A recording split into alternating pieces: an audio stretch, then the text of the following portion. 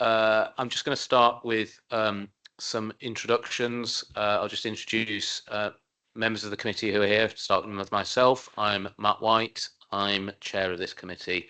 To my left. Hi, my name is Pippa Counts-Pippa-Gunner. I am vice chair on this committee and I chair the Adults and Health Scrutiny panel.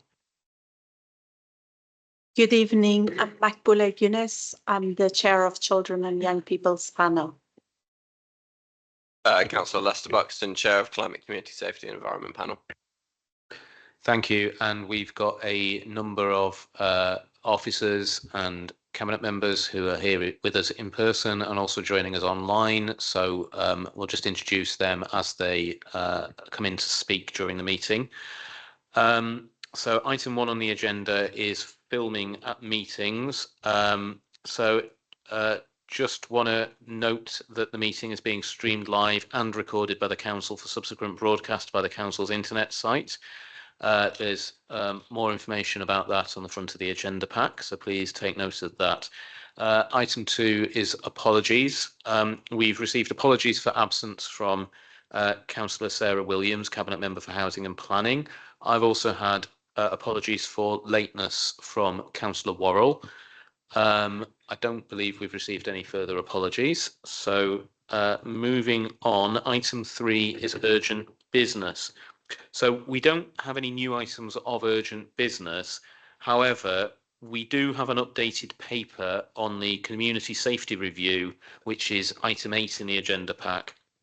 So this replaces the paper that is in the agenda pack, page 185 to 188, and it's been sent as a supplementary agenda pack.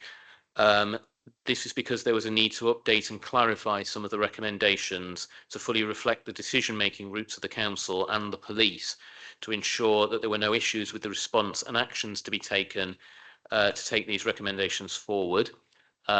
This has been agreed with Councillor Buxton, who chairs that panel, and I accept this as a later item. So when we get to item 8, I'm going to just pause the meeting for a few minutes just to give the committee members the opportunity to read through the updated recommendations, because they've been sent around very recently and people may not have had a chance to read them properly. So just to note that those recommendations, those updated recommendations, are at pages 3 and 4 of the supplementary pack. So that's item 3. Item 4 is declarations of interest. Just if any members would like to indicate if they've got declarations of interest to make today. No declarations of interest. Right. So item 5 then is deputations and questions and petitions and presentations, and we haven't received any of those. So we can move on to the first substantive item this evening, which is the finance update for quarter 3. So this is for the 2024-25 budget. Okay, so Councillor Carlin, Cabinet Member for Finance and Corporate Services, you're going to introduce this item. Thank you. Thank you, Chair. This is the finance quarter 3 finance update. The situation is not much different to that we reported in the quarter 2 update, although there's been a slight deterioration in the demand for and cost of adult social care and temporary accommodation. We unfortunately have continued in this quarter to see the numbers rise, both of older adults, and also there's a cohort of younger adults that came through. The council has in the final quarter continued with the measures that were in place previously, looking at reducing any non-essential spend and really looking to try and ensure that every pound counts. As you are aware, we did put additional money into adults for the financial year for 24-25, but unfortunately the the increase in demand meant that amount, the money that we put in was not sufficient and has not proven to be sufficient. There has also been, as you'll see within the paper, a certain amount of savings that were not realized over the course of the year. And those are detailed in some depth in the papers. Obviously, it's very important that although we have seen this increased demand, that we look across the council to look for efficiencies wherever we can find them, which we have done in the year 24-25 in the budget setting and going forward into this financial year 25-26, which we are now in. Thank you. Thank you very much for that, Councillor Carlin. I guess I'd like to ask a couple of questions to start out. So first of all, you said that the situation is not much different to how we stood at the end of Q2. So overall, that does seem to be the picture. What I'd understood in Q2 though was that we were putting into the picture the potential that we would need to use exceptional financial support for the 24-25 financial year, but that we were doing a lot of work to try and minimise the need to do that. It does seem from what's in the papers in front of us that there's been some success in that in a number of areas, but that seems to have been entirely, in fact, slightly more than offset by further deterioration in the adult social care position, in largely in the form of increased demand, I think. So I just wondered if you've got any comments on that. That what seems to be the case is that anything that we're trying to do to improve the situation is just being kind of blown out of the water by increased demand and increased cost of provision of adult social care. And just supplementary to that is also, obviously, we're looking at the position as it was 3 months ago now. A lot has happened since then, not least stuff that's happened in just the last few days in terms of the worsening economic outlook globally. And I'm just wondering what effect that's likely to have, and what are we anticipating, and what we're planning to do in order to try and keep our finances under control in the situation of increasing global financial instability. Thank you. Welcome.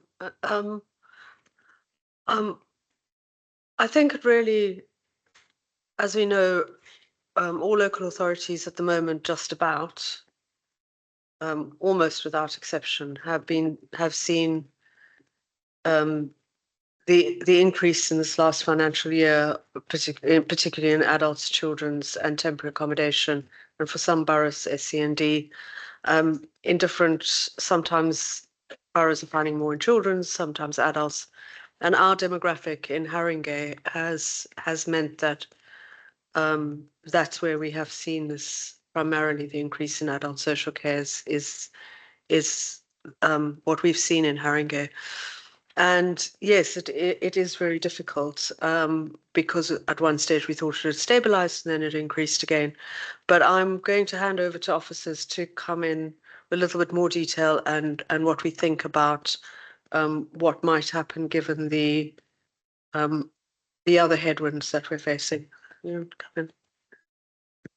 Yeah, so thank you. So just picking up on the first questions, so this is the position as at Q3, and I think some of the controls that we've talked about in the last report have we might see an impact in the final quarter. So this was as at December. So there is a range of measures that we've been putting in place, so spending controls, looking at one-off contributions, etc., which we will see when we when we bring forward the end of year outturn position. You can see from the table, table 1, that there has been some improvements in a number of areas, and we've seen in the positive direction, but we are still, as Councillor Carlin has said, still seeing that increased trajectory in terms of adult social care. Housing demand has stabilised a little bit, and you can see that minimal movement, but we are keeping a really close eye on the final quarter. I should say, when we say we're keeping a close eye, the final quarter has now finished, and we are now closing the accounts. I would also say that as we get closer to the year end, you know, we always want our forecasting to be as accurate as possible, but we know we've got some areas to improve in that space. So quarter 3, it's that iterative process of improved forecasting as we moved into the year end. So we are putting in those controls that we kind of talked about when we were last here. I think what we will possibly see, and we will see that through the outturn position, is that it will have had some impact on the 24-25 position, but I think we're going to see the biggest impact on 25-26 as those measures start to really become fully embedded. So there's probably minimal impact that we are seeing on the quarter 3 position, but let's see where we end up with quarter 4. In terms of, as I say, we're now the 8th of April, so we have reached the end of the quarter. So we are now closing the accounts, which you will see at your, I believe at your next meeting or the one just after, where we will give the final outlook, the final outturn position. So we may well still see some movement on that, both I think in a positive, and probably we could also see some movements in the direction that we maybe don't want to see. There's a couple of risks that we're still carrying even at the quarter 3 position, and I think that the one in particular that I would pick out is, one, the kind of increased numbers within some of our demand-led services in the final quarter, but also some of those areas such as the bad debts provision that we finalised at the year end that you will have seen last year. So what I would say is there is still movement within the figures that we are seeing. However, what the position here is that you are seeing is before, and I believe I talked about this at quarter 2, it is before the use of our corporate contingency, and it is also before the application of, we are doing quite a bit of work to look at not only the controls and the impacts that will have, but also the one-off contributions that will support in the 24-25 position. So that is also kind of all done as part of the year-end process. So that will absolutely move in a positive direction. You will, however, notice that this is the first report that we have made an explicit reference to exceptional financial support, and the strong possibility, I don't think it's a risk anymore, it is highly likely that we will need to utilise exceptional financial support to balance the position for 24-25. So we're doing everything we can in terms of application of contingency and looking at all those one-off contributions, but I have very explicitly stated in this report that it's likely we will need to utilise some of the 28 million of exceptional financial support that we applied and we got the in-principle agreement from government. So just picking up on the second question in terms of particularly the last couple of days and the financial outlook, I mean, I suppose we have closed the accounts, or we're in the process of closing the accounts. So the immediate impact on the figures that you are seeing today, there won't be any direct impact. We will be keeping a very close eye in terms of the impact on 25-26 in terms of the impact on inflation, interest rates, the cost of services. So particularly, I suppose the one that I've got my eye on is around supplies for the capital programme, which we saw, if you think back a couple of years ago, you know, we saw a really steep increase in the supply of kind of construction and services for our capital programme. So I'm not saying it won't have an impact on the revenue side, but I think I've got a bit of a concern in terms of the costs of capital and those supplies and in the construction area. So no direct impact on here, but we'll be keeping a really close eye in terms of 25-26. Thanks. And could I just follow up that you are saying that it's an increasing likelihood that we will need to use some of the 28 million of EFS.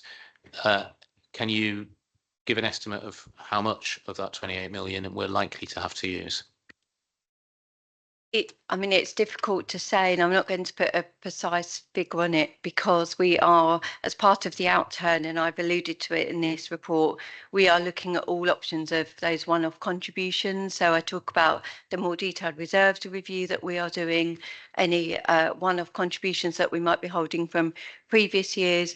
I want to do that piece of work to see what we can apply to the outturn position before I quote a figure, but I think it is highly likely that some use of that 28 million will be required now for 24-25, whereas up until now, we have certainly at Q2, we were talking about it being a risk, and it wasn't explicitly stated in the report. I've quite openly talked about it in this report now. Okay, thank you. Okay, so Councillor Ganesh. Thank you, Chair. I've got two quick kind of questions. I mean, my first question is on adult social care and the sort of recent trend, younger cohort of people needing support or wanting to access support. So I just wanted to kind of like understand that a little bit better. Like if you can give us a bit of a context of what kind of issues are they, why is that happening in first place? I suppose obviously the simple explanation is that they need support, but how did they sort of, why now, or what's happening that's impacting on that?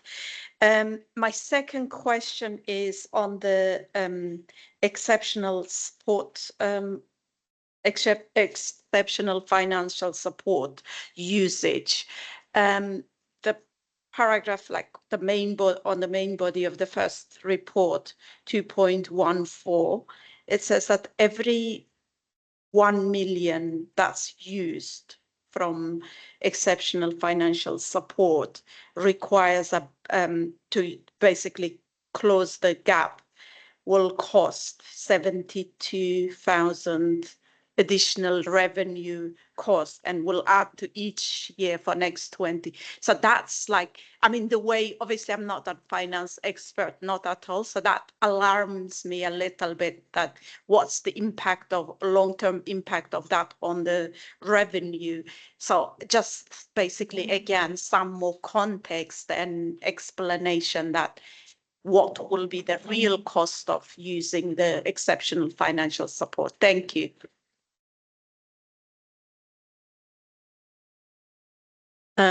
Thanks, Sharon. Thank you for the question.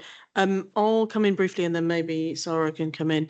I think we have seen a higher incidence of conditions, for example, autistic spectrum disorders in the borough for a while now. I can't remember if we've discussed it at this committee, but I certainly think we will have discussed this at adults for, and actually some of the services we develop, for example, the Autism Hub, are a response to that trend that's been we've seen for some time. I think we probably have talked here about increased complexity as well of conditions. So of course people do have needs, but then if they have underlying other associated health conditions, and we know that, for example, health professionals have certainly told us that they feel that in our borough, they feel we have 20% more people with 2 or more long-term health conditions.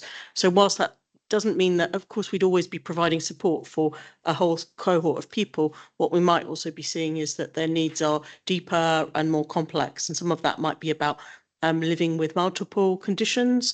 And I suppose we talk about the wider societal factors that might influence some of those conditions. Of course, people are born with congenital conditions, but also we know that poverty and social exclusion can affect people's health and well-being. But maybe Sarah wants to come in with a bit more of the technical.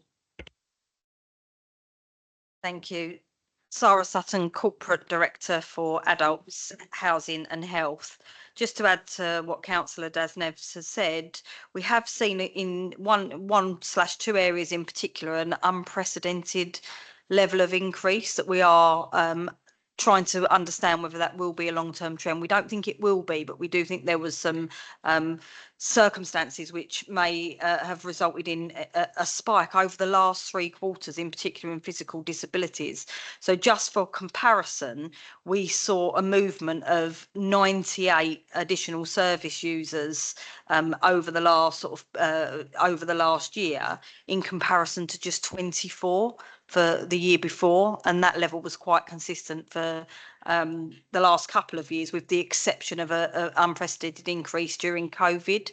So there are some numbers that we are seeing, and that is in the lower age cohort. It's also the same in terms of mental health, where we are seeing an increased level of demand. And again, that was up in comparison to the previous year, and above our kind of forecast position on demand that we assumed. So there's 2 parts to that. There is obviously the impact by way of the numbers, and also, as Councillor Dasnev has said, the level of complexity in those cases means that there are higher costs associated to those packages of care. So in particular in the physical disability space, it was the younger age cohort. But we don't think it will be a long-term trend, but it has impacted disproportionately, particularly for the last 2 quarters. And if I come in on the exceptional financial support question, so the support that we receive can either be funded by capital receipts or borrowing. So for every million that we do borrow, we not only have to pay the interest rate, which is currently around about 5%.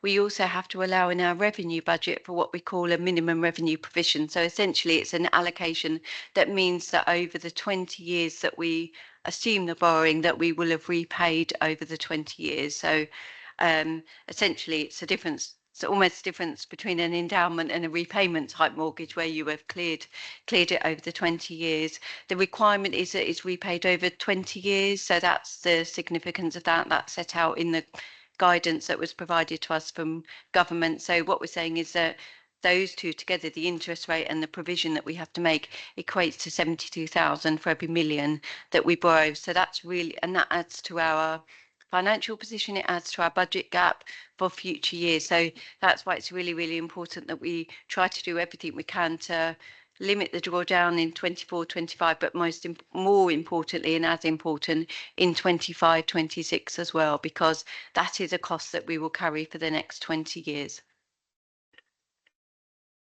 Thank you. Councillor Connor. Thank you, Chair. So just following up on questions from my colleagues, actually. So one of the questions that you answered from the Chair was about going to explain in greater detail about the reserve. You're doing a reserve review. So I was just wondering if we could have that as part of, in a little bit more detail, once that review is done, as part of a future pack, because I think that's the bit that I couldn't quite work out when I was trying to balance the figures from 1.6 to 6.21. About, you gave us so the application of applied contingency budget, but the reserve balance, and my immediate question was, what is your reserve balance that we could use, etc. So that would be really helpful to get that.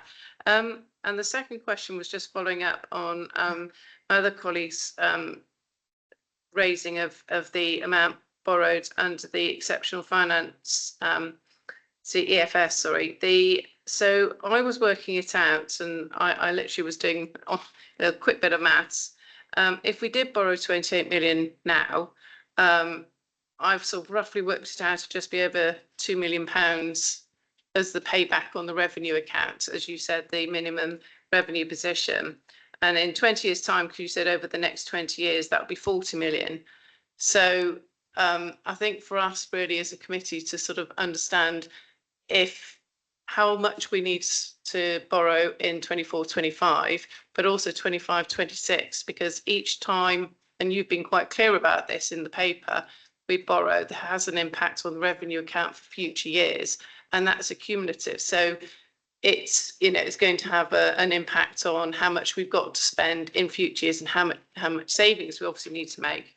So for me, that was really important to understand when we're going to be able to get that exact detail. And I said, you think it was the next paper.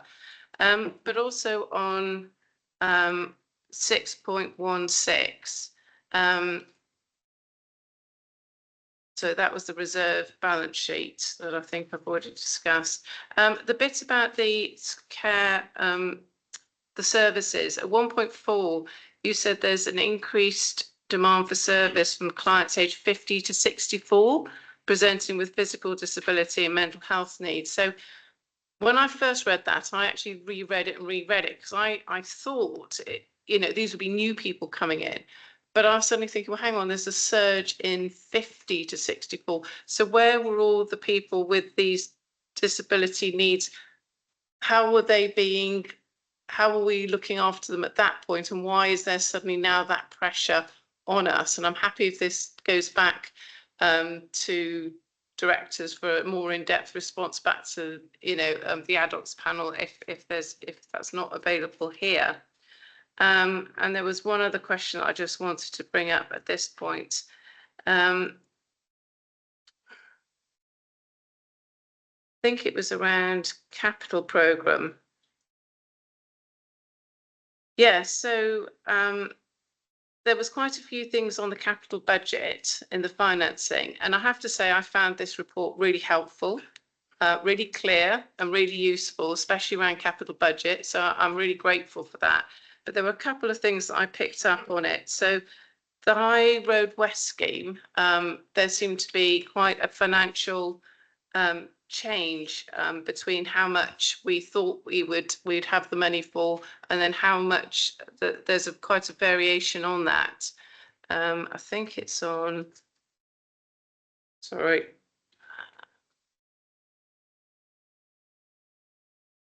I got High Roads West and Ward's Corner. So at 9.2 there was the Ward's Corner, and then there was High Roads West, which is up right at the very back, I think, on one of the long things right at the very end. I think it was page 114. I said it was a long way down. So the increase in acquisition costs. So we were talking about viability, and we were mentioning about what's been happening in the last few days, and we all know the impact on that can have on capital spend. So High Roads West on page 141, that line, the increase in acquisition costs, seemed to be quite substantive. So I was thinking, are we still looking at that in terms of viability for that scheme? Or is that something that you're holding and just seeing how things progress? Thanks. If I come in on the general questions, and I'll pass to colleagues for the adult specific. So in terms of the reserves review that's underway, so that will come in the outcome of that review will come in the outturn report. But just to give you a little bit of context in terms of what we're doing, so we categorise our reserves according to reserves that we hold for risks and uncertainties for managing the risk, and then we hold reserves that we say are committed or earmarked. There is a couple of reserves within that committed category called the Services Reserve and the Unspent Grants Reserve that is in its totality has 22 million within. So as part of the close down process, we are just going through that 22 million. So some of those reserves some of the balances will be a number of years old, they could be quite historic, and we are just challenging whether they are still committed or whether they could be released into a reserve to allow us to manage our risks and uncertainties and therefore contribute towards the overspend that we've got in 24-25. So that will come through. That's the work that's underway, and specifically around those two reserves. So in terms of the so exceptional financial support isn't free money, and I think what I've tried to highlight in the report is that it does have long-term financial implications on the revenue budget that we need to fund at the scale of 72,000 for every million. So just to give a couple of examples. So in terms of 24-25, and this is just an example, and it's because I haven't got a calculator in front of me, so I'm not going to be precise. But if we had to use, say, 10 million of that 28 million, then that's 720,000 of additional costs that we would need to factor into our budget gap for the next 20 years. So that would increase our budget gap from 25-26. We haven't borrowed that money yet, so we haven't needed to. That will depend on once we've closed the account. So we're not actually paying those costs as yet. We don't start paying those until we do borrow. But just to give you an example, so it isn't it's 720 for the next, it would be 720 for the next 20 years essentially. If we then had to use, for example, the 37 million that we factored into the budget for 25-26, and just as a reminder, we've assumed that 10 million of that will be funded from capital receipts and 27 million of that would be funded from borrowing. That's our working assumption at this stage, just for budget terms. Again, just a reminder that we don't borrow until we absolutely have to. We have factored in those borrowing costs into the 25-26 budget. And for future, I mean, we look at a 5-year MTFS. If we were looking at 20-year MTFS, then we will have factored in those borrowing costs for the next 20 years. So the 37 million impact is factored into the 5-year forecast that you saw when you saw the budget back in January, sorry. It's very much the uncertainty is how much we will need to use in 24-25, but anything that we do need to assume as borrowing, that will have an impact on future years. And if I just cover the capital programme and then I'll pass over on the adults. So the position that you are seeing is the position on the capital programme for 24-25. We have revisited the capital programme for 25-26 that was agreed by Council on the 3rd of March. We have tried to have quite a pragmatic look about what schemes will continue and the profiling of those.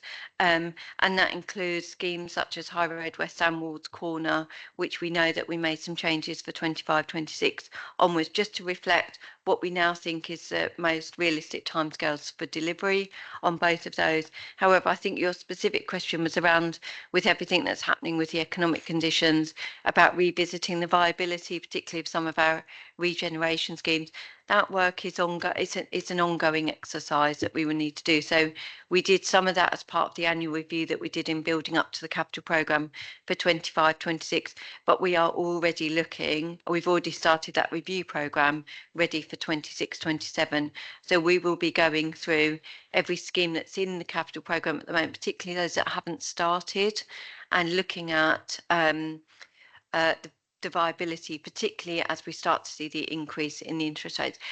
If we do, just to see what the impact may be. And just some of those schemes will have been in, or many of the schemes will have been in the capital programme for a number of years. We need to get into a cycle of reviewing them every year, rather than just a one-off at the start of the process and the end. So we are doing that work all of the time. We have got a new capital governance in place, a new capital board that is essentially overseeing some of that work. Thanks. Thank you. I think Oh, sorry, apologies. There was some, yeah. Apologies, Chair. I was just going to come in on the, and Sarah might want to come on some of the detail. And I suppose we could posit lots of reasons why there's growth in that 50 to 64 bracket. We do see growth in complexity in a lot of the different age groups we're caring for. So it's quite possible that we might not have been supporting these people before. We do have challenges around healthy life expectancy, you'll be aware, and so that might be a factor. We might be seeing people earlier in an age bracket than we might expect, and we could posit a lot of the other ranges of issues that might contribute to people needing support in what we might feel is an earlier age bracket than we might normally see for older people. I don't know, Sarah, if you've got anything else to add. Thanks. Councillor Buxton, you've got a question. Thanks, Chair.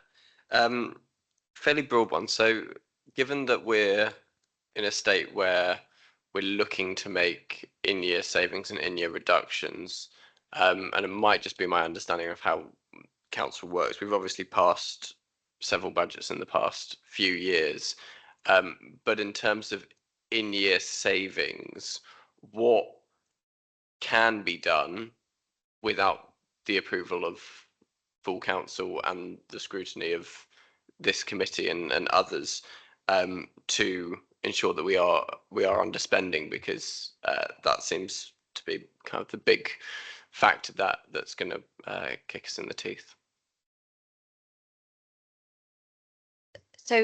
So we do agree a set of savings proposals each year when we set the budget. In terms of the in-year, it's almost about looking at the non-essential spend. So some of that spend that maybe that doesn't impact on service delivery, but we can reduce in year. So an example might be printing costs or agency spend, etc. So those are the almost we call the management actions here that don't impact on what I would call impact on the service delivery or the services that we're providing, but it's just about challenging all of that spend and the non-essential spend that we are doing in year. So we particularly looked at, so in the back end of last year, we were particularly looking at things like printing costs, we were looking at agency spend, as I said, we were looking at spending on refreshments, etc. Those sorts of spend that actually those are the things that we can immediately be reducing to contribute towards the kind of the position. What we won't be doing, because we do that as part of the budget process, is almost the radical changes, as you say, that the savings proposals that we agree each year. But it's about really challenging ourselves on every pound that we spend. Should we be spending it and do we need to spend it?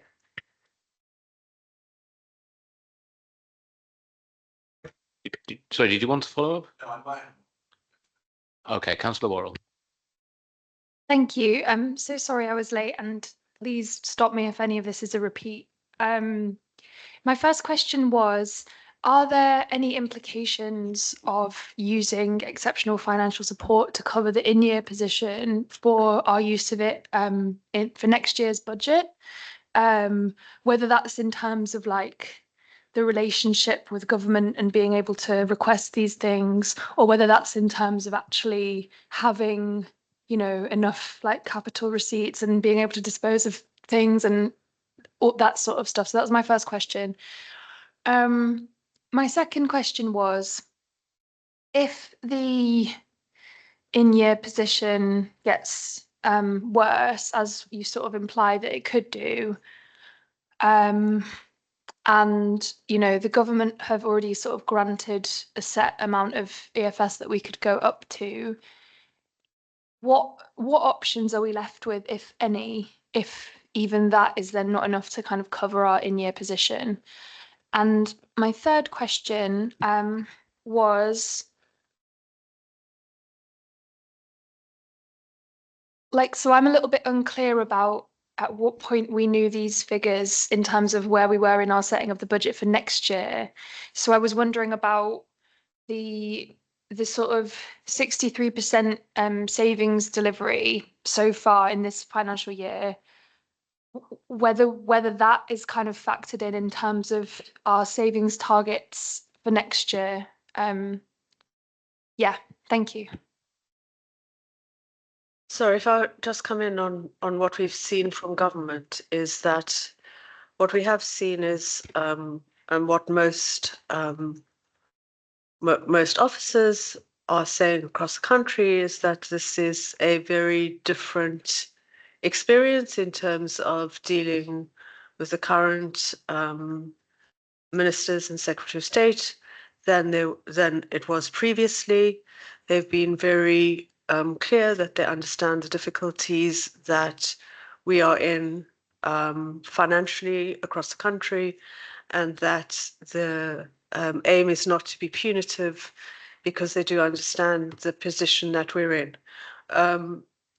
There's a lot of kind of chatter and discussion about what EFS was originally for and what it's for now, and the fact that so many authorities, 30 authorities across the country this year, and a lot of there'll be a lot more unless things change the following year, because the difference between us and other boroughs is partly because of our reserves position, which is because of our demographic need and how much money we had to spend during the pandemic, because we were particularly badly hit in London with the number of people who lost their jobs, etc., and were furloughed. And so I don't think us as using EFS is not, it's not being considered that we're a country that has a council that has been profligate or has just wasted money, but there's a recognition that it's demand led, and it's the difficulty that local authorities are facing, particularly with statutory services that we have to provide and the increased costs of that. So, you know, it's not going to be held against us in terms of that. And the leader wrote a letter to the minister, to Jim McMahon, and he responded to the letter. And in the response, he said that that we are, again, we're waiting for fair funding for this year, which will be based on deprivation and ability to raise income in terms of council tax base, and that it will that the inner London, it won't matter whether you're inner London or out of London, but he can reassure us that will be based directly on the particular circumstances of the borough, and that he recognises the circumstances that Haringey is in. Thank you. So the in principle agreement that we've got from government is for 28 million in 24-25 and 37 million in 25-26, and they were best estimates at the time. It is only an in principle agreement, so usually we understand the process to be the final approval doesn't come through until we close the accounts and we know what the final outturn position and essentially how much we will need to utilise. So we will want to keep the amount that we utilise in both years to an absolute minimum. If let's hope we're not in this position, but if we are in a position where we think it's over 28 million that we will need in 24-25, then that will be a discussion that we will have with government. And I should say, we've been keeping the dialogue going. So ever since we kind of made contact with them last year. So there is let's hope we're not in that position, but if we are, and we have utilised all of the one-off contributions from the reserves review and there's no other options for us, that will require a further conversation with government around what our final figure is for 24-25. I think in terms of 25-26, we will be keeping a really close eye on the forecasts. Let's hope, again, you know, our absolute aim is to keep that 37 million used to a minimum, but we will be keeping the dialogue going with government all the way through the year about what our forecasting is looking like. We do know that we also want to tighten up on our forecasting, so we're doing a lot of work. It's one of the key elements of our financial recovery plan about really understanding the cost drivers, and that's both demand, use and also price, so that we've got a much tighter grip, I think, each month about what the forecast will be. So if we need to, we can have those early conversations with government. So hopefully that gives you a bit of assurance that there is an option, but hopefully it's an option that we don't need to utilise. In terms of the impact of, I suppose you specifically referenced the savings, but it probably applies to the overall financial position in 24-25 and how that impacts on 25-26. So there is whenever we produce a budget, there is a point in time, because of the governance that we have to go through in setting a budget, there's a point in time where you almost have to draw the line.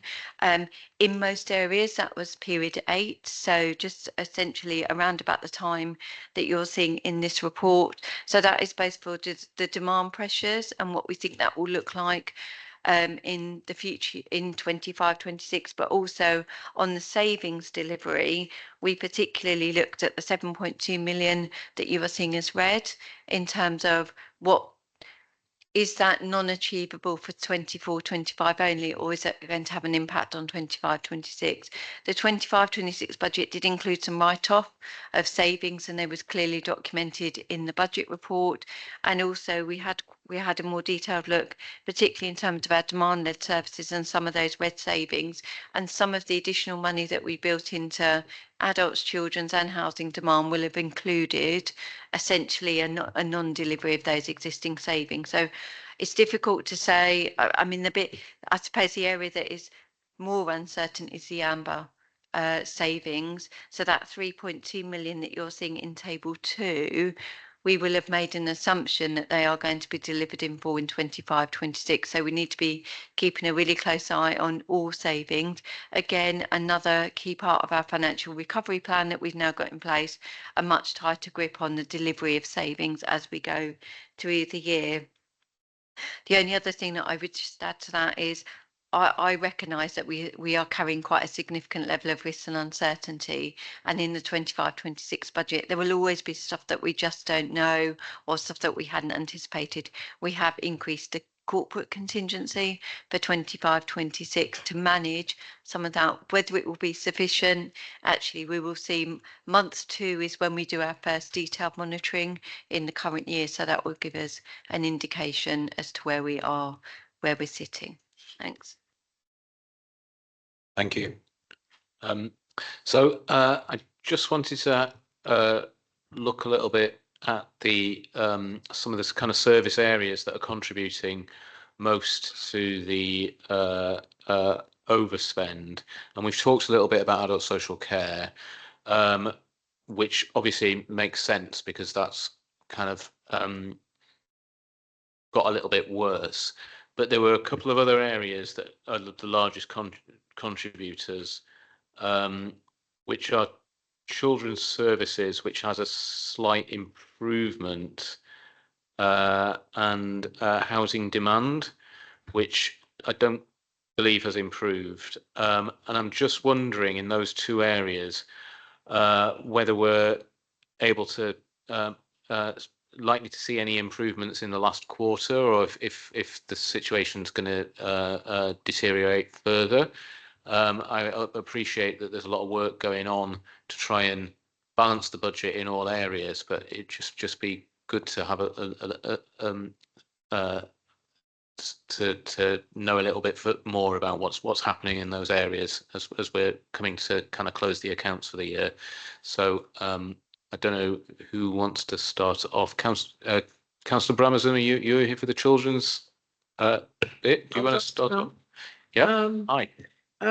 The period, there's slight improvement Q3. I can't give you the figures for Q4 because Q4 just ended a week ago, so I haven't had a meeting to do that. I don't know, Taryn, whether you can, but in terms of children's services, it's the same issue as always, which is placements. So the number of children coming into care has, we had a meeting last night, it's around 316, I think we're looking after at the moment. And although those numbers are down, which is a good thing, costs are going up because the market is controlled by the private providers, and also the complexity of the children who are coming through. So there are two factors: children who are going into private care, and if we're using independent fostering, that also pushes the costs up. But really, it is about the complexity of the cases, which we had a long report last night at our joint meeting with Children's Scrutiny about that. So it's just a national problem. Really, I don't know what else we can do. We're pushing the costs down, going to framework contracts, which you probably have been briefed about. But fundamentally, until the system changes, I hate to say we are where we are on that now. Anne is online, I think, and Graham. I you am. have your hand raised? Yes. My hand's not raised, but I support everything that Councillor Brabazon has said. I'm not expecting the figures for the last quarter are not yet been finalised, and so I'm not able to give a position, but I'm not expecting it to worsen at this point. We've had some slight improvement for the last two quarters, so I'm hopeful of another improved position. However, materially we will be overspent in the region that's on the report for this current quarter, and absolutely support everything that Councillor Brabazon says, that the situation has been reported at each quarter at these meetings. It is about placement costs. It's about the transfer of funds from the DFE to the DSG for education psychologists and send transport Those are the key areas of overspend. Thank you. Thank you, Anne, and apologies. I thought I was being told that your hand was raised. My mistake. Thank No, you. that's absolutely fine. I did want to say something at the right time. Thank you. Thank you very much. And just on the housing demand side, Sarah, you're going to respond on that. Thanks. Thank you. We've actually seen relative stability for Q3 and also going in. We haven't got the final position as has been outlined by our colleagues earlier, but we are seeing a lot more stability to our forecast for that.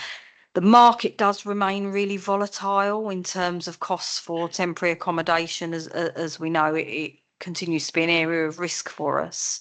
But I anticipate we will be relatively stable for year end. Thank you. Thanks for that. And just did you want to say something? Yeah, I was just going to add on the housing demand acquisition program.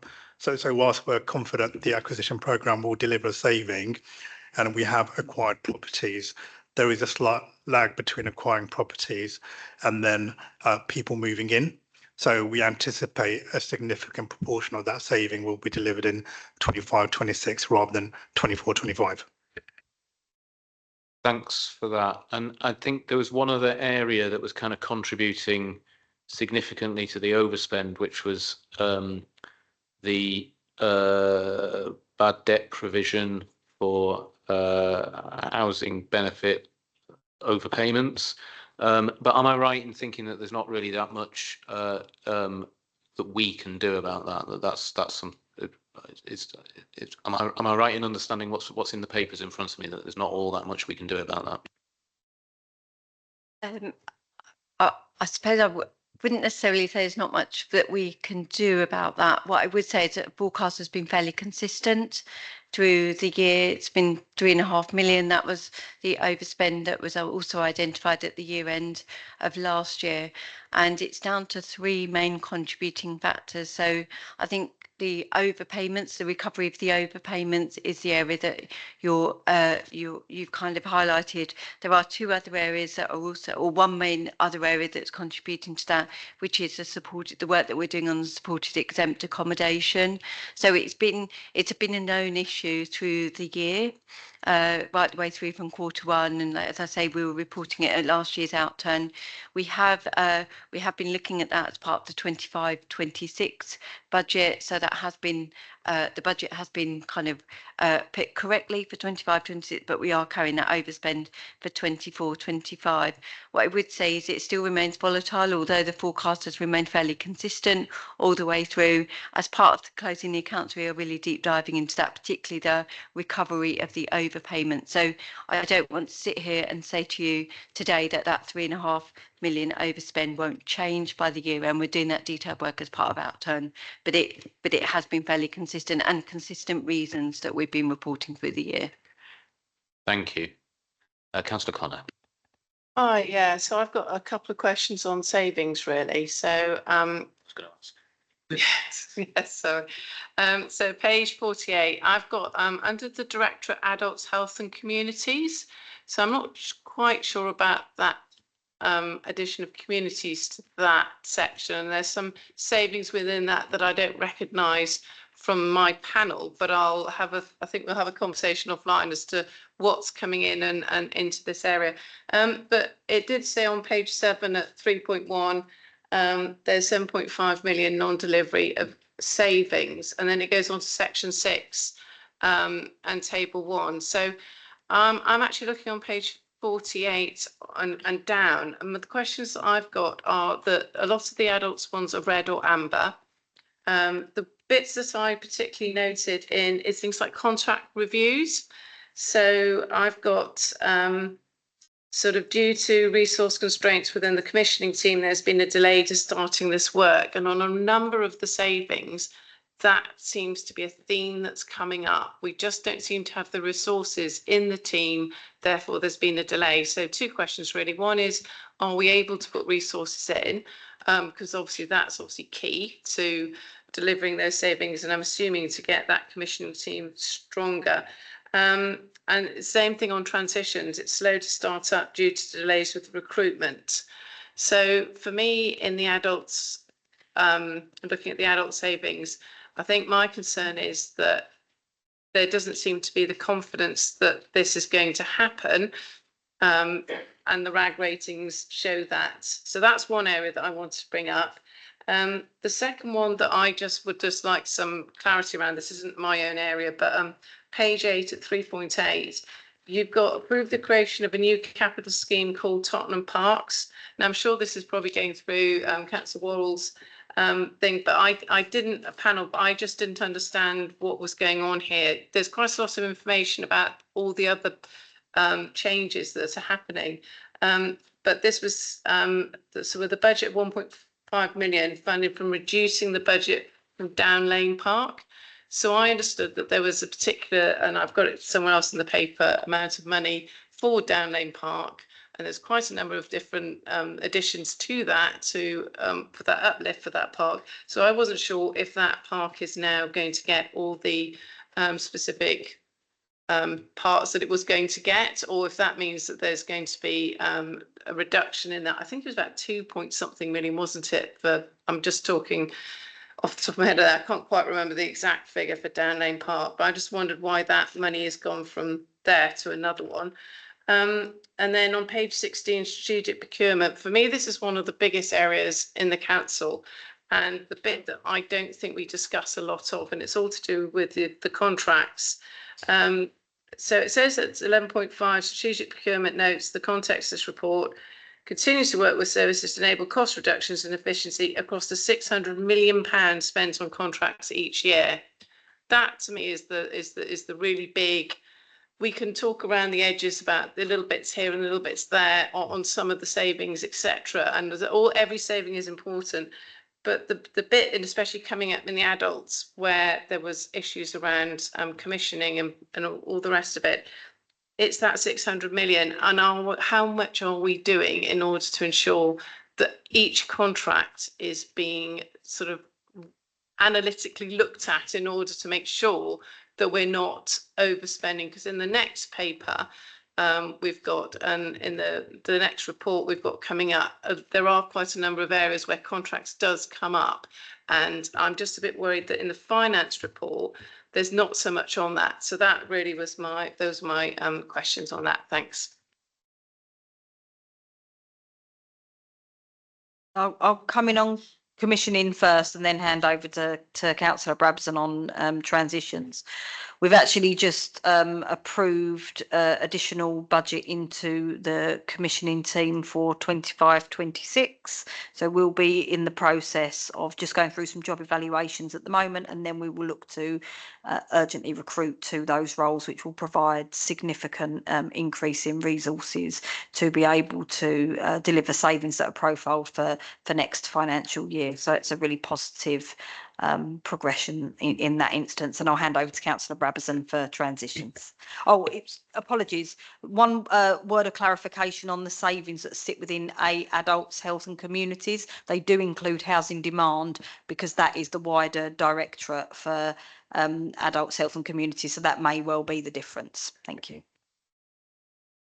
I'm just going to give you a brief introduction on the transitions. I'm going to pass over to Anne, but I think this is slightly read, it might be slightly misleading here, if I might say, on the basis that this is a new service. Anne is chairing the board that is leading on this, and so for the first year all the staff team has had to be assembled, and that has now in place. And we had a recent report on transitions which has began to pick up quite a lot of momentum, and as you know, it's a new service, about £3 million over the next few years, in order to really get a grip on that really difficult transition of children and young people with special needs, but also people leaving care and so on, as they make the transitions from children to adults. And you and I, obviously, we both have talked about this in the past, that it needed to get a grip. So although it's showing a red, I think in the real life of the operations, things have really, really moved on. And as I said to Anne, I think they've done actually an enormous amount of work. Given how slow local government can be, I think they've done an enormous amount of work to get this underway. So I think it is a better story, and I'll hand over to Anne to give you a bit more detail. Thank you, Councillor Brabazone. Chair, I think, Councillor Connor, I think that with hindsight, we would have structured the business case for transitions differently. We would have given ourselves some leading time rather than say that we're going to achieve the savings that we've set down in the first year. We didn't start the project until the 1st of April 2024, and that's when we began recruiting to posts and so on. And so we, of course, needed to have that time to build the project and to get going. And so we weren't able to achieve the full savings that, as I say, had set down. We have achieved about half the savings, and so we want to, and we're projecting to save about half the costs avoided, or to make rather the costs avoided going forward. And we hope to be able to meet our targets, our reprofiled targets going into the next year, into the future years.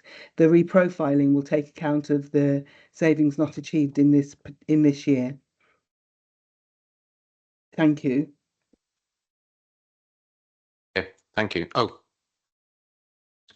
So yes, sure. I'm just going to come in on Down Lane Park, which was that we were putting a considerable amount of money into Down Lane Park, and by looking carefully at the provision that was being provided, and re-engineering some of the things, such as the community centres, to still have it, but just re-engineer the actual cost and what they're doing with it, we managed to find the additional, I think it's about 1.8 million from the budget from Down Lane Park to put into our other Tottenham parks that hadn't had investment for a considerable period of time.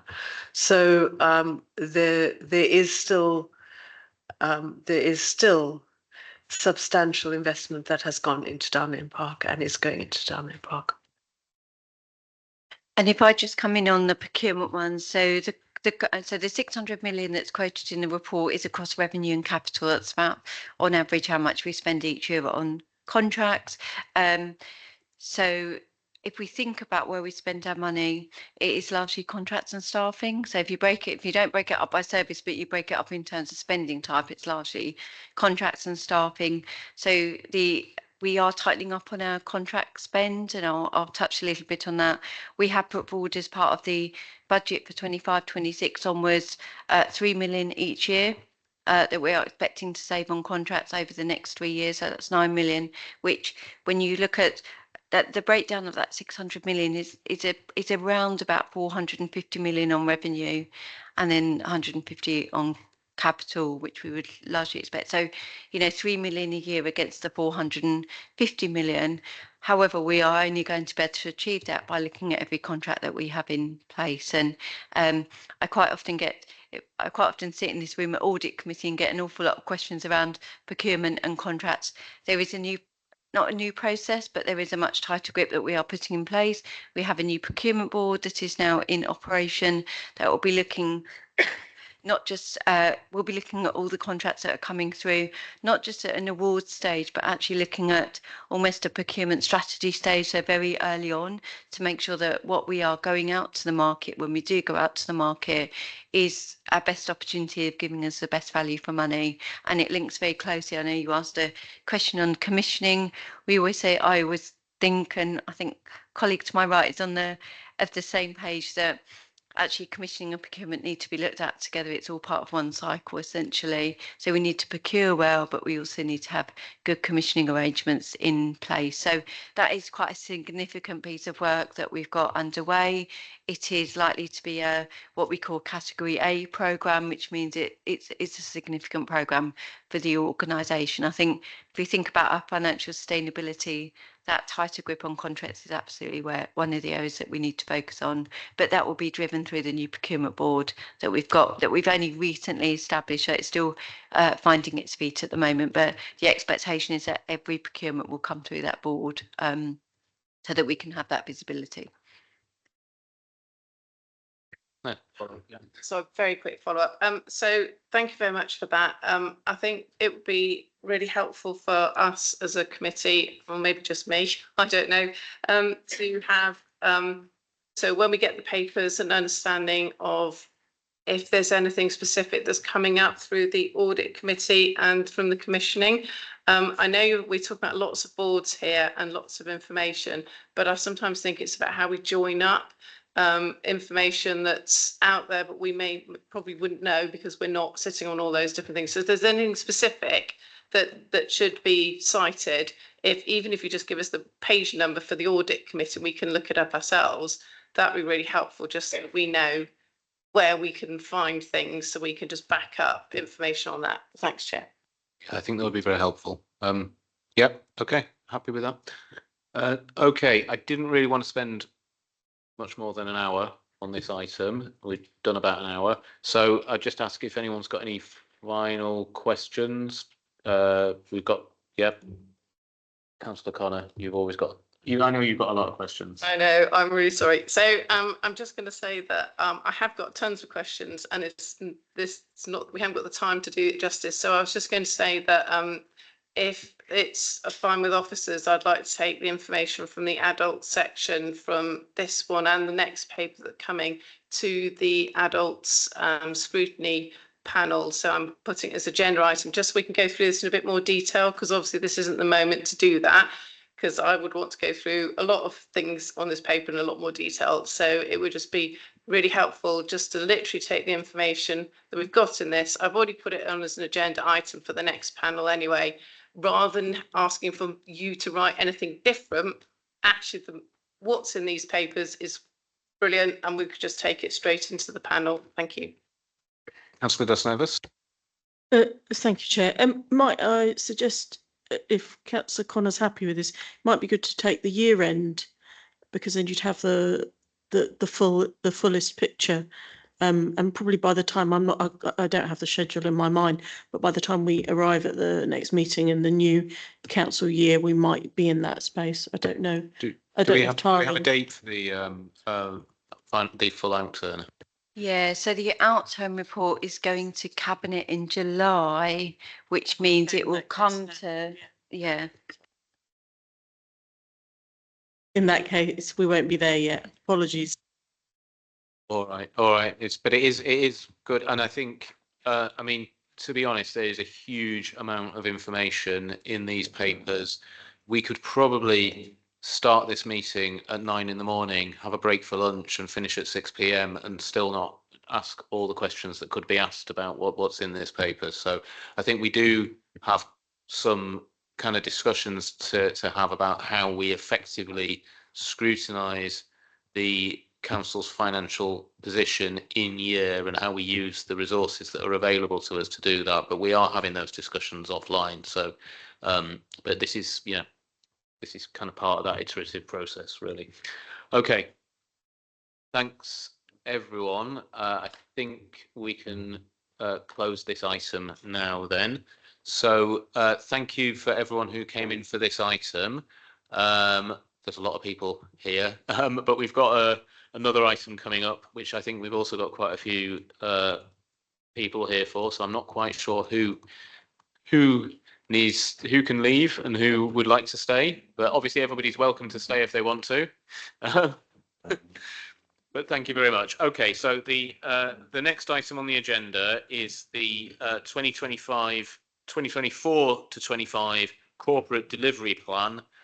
Again, Q3 performance update. So the two things go together. It's the position for the performance of the council's services as we stood at the end of Q3, the beginning of January.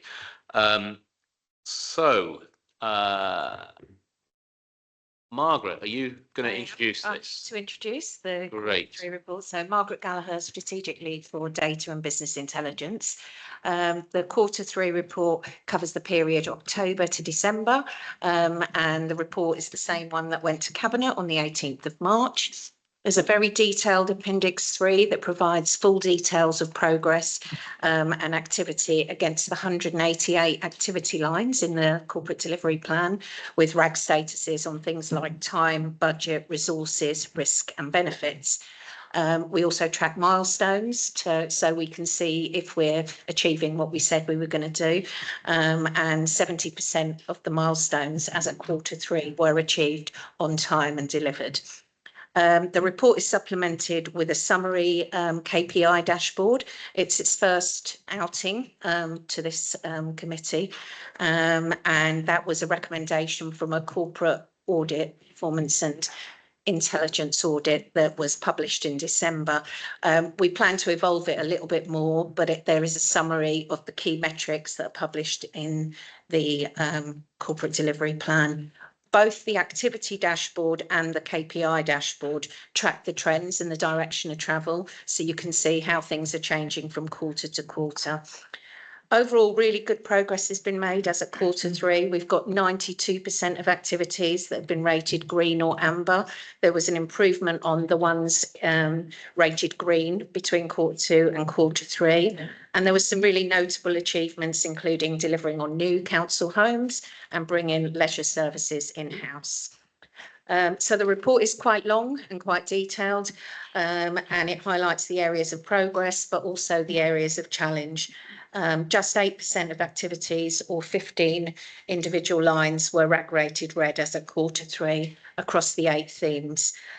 I'm not sure if I'll be able to answer any questions. I understand you wanted to focus on the 15 red areas, but I'll hand it back to yourselves to ask any questions and endeavour to answer between us. Yeah, thanks for that. So yeah, we did have some, or rather, I had some discussion with officers about the best way to scrutinise this. Like you said, there's 188 lines, and there's no way that in a meeting like this we can go through all 188 and have an in-depth discussion on them. So I thought that just, you know, as a starting point, maybe we should have a look at the red rated ones and just ask about those. So it's a very nice, very colourful, yeah, it's all these colours, purples and pinks and stuff. It's very nice. So if we go through the CDP outcomes, and I mean, I don't know unless anybody's got any questions to start with on the report to start, the main body of the report. Yeah. Before we start going through, did you have a question, Councillor Connor? Okay. Sorry, I've got some questions on the main body of the report to begin with, just probably for clarification, just because, you know, it's just how I work. So page 128, I was really interested in this. You said the first young people's extraordinary council took place. But then I didn't get any further information, or maybe I missed it because it was a detailed report. So what powers does this young person's council hold? And I wasn't sure if you referenced in the report what difference this young person's council had made to any of the policies or anything that the council had done. So that was one question, which I thought would have been quite interesting. And then the procurement board at 1.15, you said the review of internal governance process has commenced, and then you go on to say this will include the establishment of procurement board to improve the corporate grip on contract spend, improve monitoring of procurement, and this is what we've just been discussing in the finance. I misunderstood. I thought this was already in place. So I just would be really helpful for me to understand when this was actually going to happen and who would be sitting on this and sort of what oversight could they give. And then one last thing, I was a little bit confused on one of the areas, because it's adults' health and welfare, adults and health is my bit. So at 4.2, it says preparing for CQC assurance inspection, and this is going to go on probably to the red and the greens. This came under green as a sort of a big thing. Now, the outcome of the CQC report was requires improvement, so wasn't green. And over the years, I've had this conversation with you guys about sometimes we grade things as green when challenged, we're like, do we mean that's green, or is that just something? And then, so those were just questions on the main body of the report, just to get some clarifications. Thank you. Okay, all right. So 3 questions there. So Margaret, do you I'll want to answer start? the first one, but Yeah. I think Taryn can certainly help me out on the procurement board.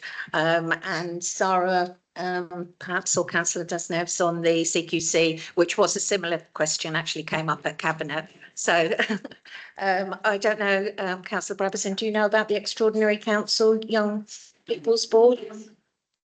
I do, because we were all there. I suppose my question, sorry, Councillor Brabazon, is what difference is this making? I'm sorry? So my question is, Oh, so sorry. this has all been set up. It looks really exciting, and obviously we were all there, but I couldn't see within the rest of the report what difference this young people's,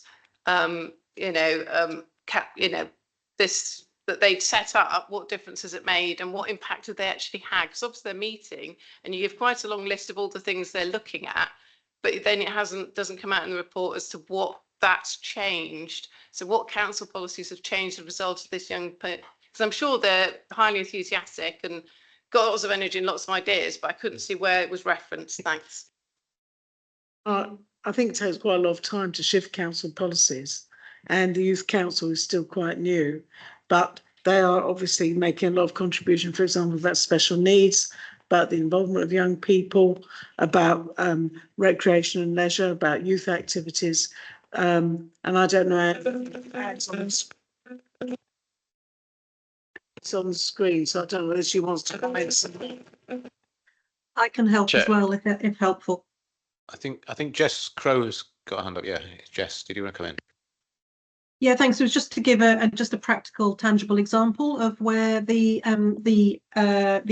importance of the Children's Council has already had an impact. So one of the things that they did was, agree what were the important topics that they wanted to ask questions of in the council meeting. And one of the things they asked about was London Borough of Culture and the plans there, and that already that's sparked a follow-up meeting. We held there was a cabinet in the community that took place where some of the young people who'd taken part in the extraordinary council meeting, plus some others from local schools, took part in an engagement event with the whole cabinet to follow up the questions that they'd asked at the council on how young people were going to be involved in developing the programme for Borough of Culture, where we teased out a bit further the kind of things they were interested in seeing and what did culture mean to them. And that's subsequently been followed with another event to agree some of the mechanisms by which children and young people are going to be involved in having their own strand in Borough of Culture. So we've got some specific funding just to support a children and young people strand of Borough of Culture. So I think, we're the importance that they gave to it by choosing it as one of the areas in the young in the special council, we were able to follow up quite quickly. And it was really timely to have had that council meeting where they expressed their interest in culture, because it's enabled us to then feed in their views as we start to shape the programming and thinking around the planning for Borough of Culture. So I think and there will be other examples like that. They're kind of interested in sort of climate change and in SEND, as Councillor Brabazon has said. So that it's one of those things that that it was able to sort of synthesize a lot of the areas of interest for young people and gave a platform from which we were able to follow up both as officers and the executive. So I hope that's helpful, just as a practical example of the difference it's already made. Okay, thanks. Taryn, did you want to respond on the procurement stuff? Yeah, so the procurement board has is in place. It's had 2 meetings, so it's been in place for the last 2 months. It's an officer-led group. It's chaired by myself. It's got some core membership, which includes myself as chair, legal, procurement, but also a representative from each of the directorates at a fairly senior level. That's the core membership, and then we will bring in, as we consider different contracts as part of each of our individual meetings, so we'll bring in lead officers as required. It also has quite a strong link to the capital governance and the capital board, which I also have the pleasure of chairing. So we also have Jonathan Kirby, who heads up capital delivery, as a core member of the team, so that we can, between us, we can make sure that we're drawing the links between procurement and capital board as well. So I suppose to date, it's mainly focused on agreeing its terms of reference and looking at some of the data. So one of the roles of the procurement board will be one about looking at all the contracts coming through and making sure that we are testing for value for money, but also checking around our compliance with our procurement processes and buying behaviour. And we spent the first meeting also looking at the data that we've got available and the contracts. One of the key areas, I think, is about really understanding the pipeline of procurements that are coming through over the next couple of years, so that we can make sure that we've got that visibility. So it's in place. It's been in place for 2 months. It's still developing, but that will continue to develop over 25, 26. I think its main role is to do that real due diligence on all of our contracts before anything goes out for retendering. Thanks. And on the CQC green rating? I think that it's really important to emphasise that the line in the corporate delivery plan was about preparing for CQC. So, and yes, we did adequately prepare for CQC. And one of the, I suppose, signs of that we adequately prepared is that last year we went through our own kind of mock CQC and anticipated a lot of the issues that might be raised and began to prepare for that.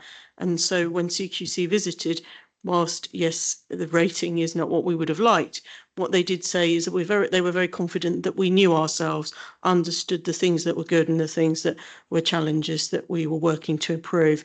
So I think that's a sign of why it's green. Appreciate that it can seem confusing, because what we're not saying yes, tick, we had the rating that we might have liked in CQC. What we're saying is yes, we prepared well for it and invested the time necessary to do so.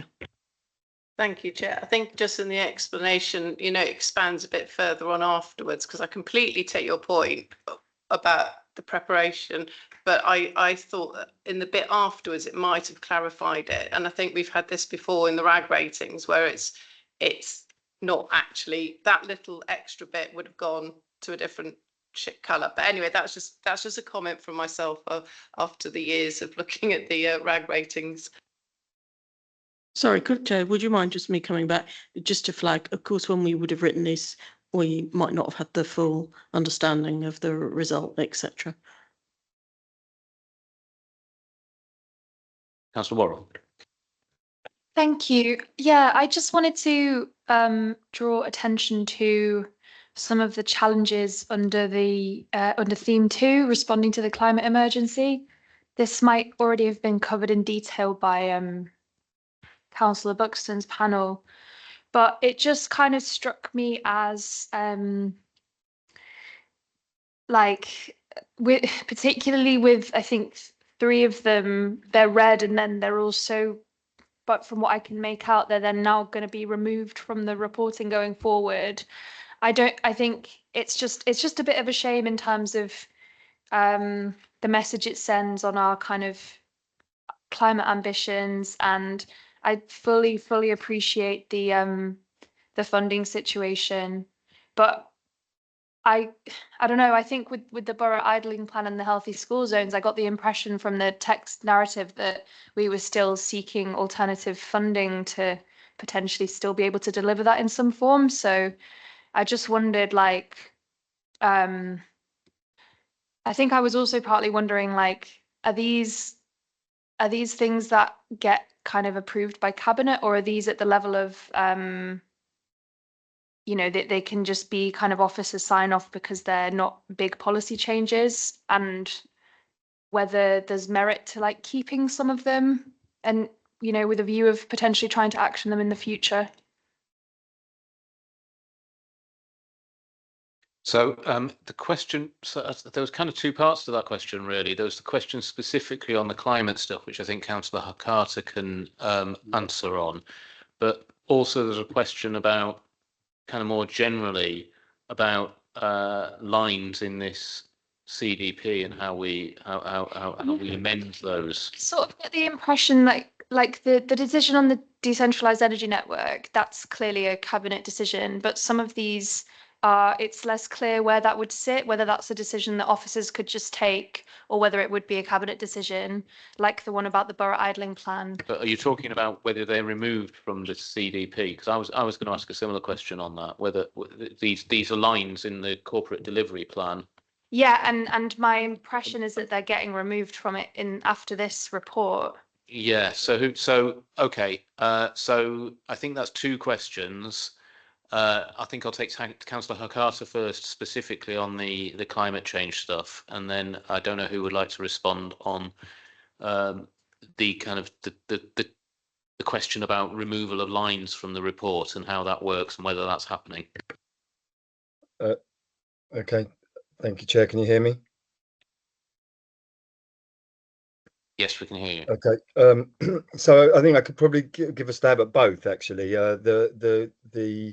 The program and the process, if you like. But obviously, officers can confirm that I've got my facts right. In terms of the program, there was a lot of back and forth on this in terms of, do we continue to report these items as read, and therefore kind of in a way, I mean, they're not off the agenda in any way whatsoever. They're literally just, we can't move forward with them at this present moment. And you know, frankly, there is obviously things can move quite dramatically in different ways in politics, in you know, geopolitics, etc., and things can go from bad to good as well as good to bad. So the reality is that actually we might find that government policy, government funding, or external funding from other source means that actually we can start fast tracking the electrification of our fleet.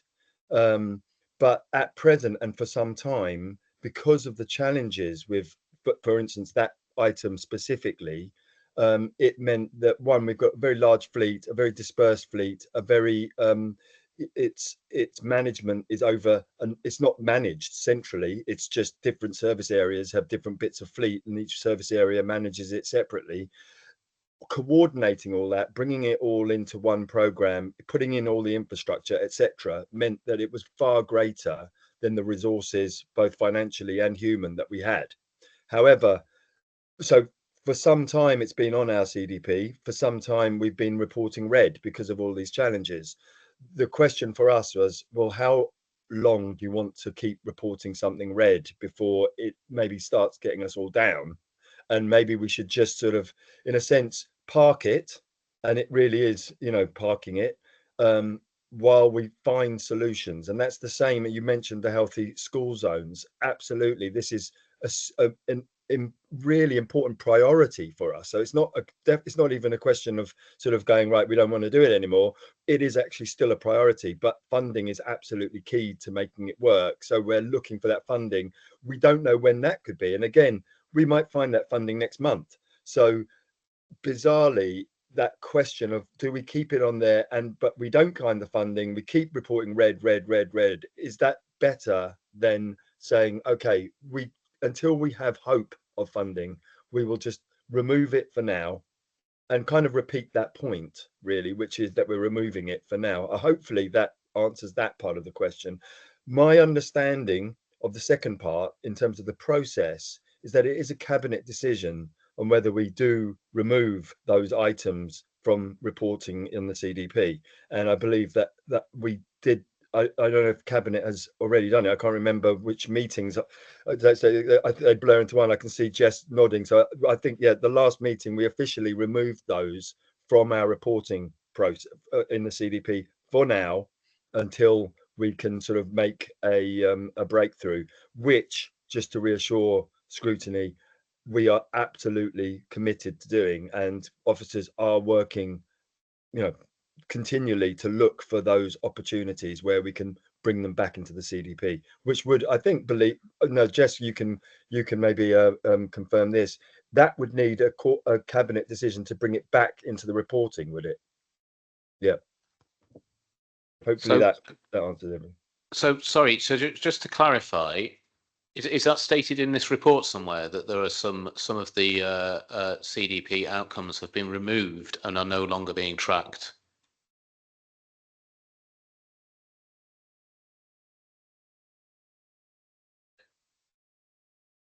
I think Jess has got her Yeah. hand up, Chair. Yeah, the cabinet version of this Q3 report had a recommendation for those items, the DEN and the idling plan to be removed from the CDP. The CDP is a cabinet adopted plan, so only cabinet can agree to remove or change items and So it's yeah, a or cabinet put them back decision, again. Yeah, it's a cabinet decision. Yeah. Okay, all right. Yes, you certainly can. Thank you. Thanks for that, Mike and Jess. I do appreciate what you say about kind of keeping something in when you know it's repeatedly just going to be red, red, red. But I do think, on the other hand, like it's great that you're kind of saying from your perspective and the directorate's perspective that it's still on the agenda and it's still a priority, but without having it in the corporate delivery plan, where's that kind of public accountability and assurance that it is a priority? Like, I sort of fear that these types of things could just drop off the agenda if they're like no longer being reported publicly.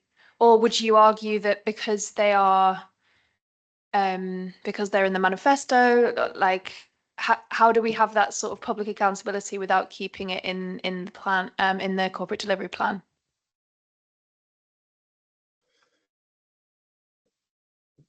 That's a great question, and one that we sort of poured over, you know, quite heavily to sort of in, I guess the point is that we do have it in our manifesto. These are manifesto pledges. They are also, you know, known to scrutiny, and obviously we are held to account on a regular basis by scrutiny for our delivery of the manifesto and delivery for residents on any of our programs. I mean, I mean, I get that point. I think the reality is that as I'm standing here making a public statement that we are still committed to the delivery of those programs, I feel that in terms of, I mean, I don't know how many people read the corporate delivery plan. I would imagine it's a pretty small number of people, and those people are the people that are constantly holding us account to delivery. So, I mean, I think if it was a sort of public, you know, this is published in the Haringey People every month, and you know, we're sort of held to account on that sort of level. Then I would say that it would have been a misstep to remove it. But because I think the people who hold us to account on the delivery of these detailed 188 items that are within that corporate delivery plan, including those that wouldn't necessarily be in there, I feel confident that the processes that we have in place as a council means that we will continue to be held to account to deliver those. And I'm sure I'll return to another scrutiny to hopefully actually be able to say that we have now reinstated them onto the plan. But I think if we haven't, I feel confident that I will be asked and the team will be asked why it hasn't yet happened. Okay, thanks. Sorry, I mean, I am looking through the relevant paragraphs in the report, so it isn't entirely clear to me from the way it's set out exactly which lines are being taken out of the CDP. So do you know exactly which ones those are? Sorry if I'm missing exactly where it's set out.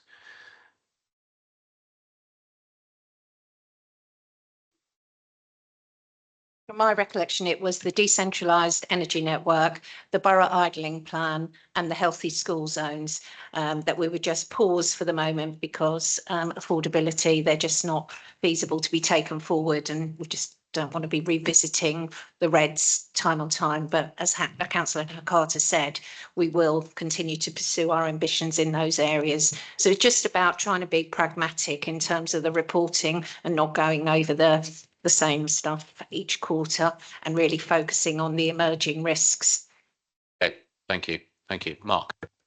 Yeah, it's just to clarify, the bit you'll be looking for is paragraph 2.7 of the report, where it says close down reporting after this period against the 3 items that Margaret's just referenced.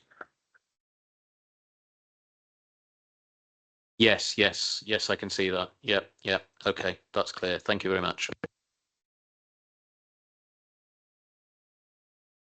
Okay.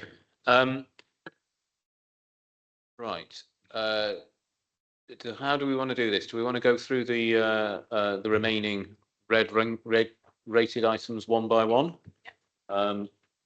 Okay.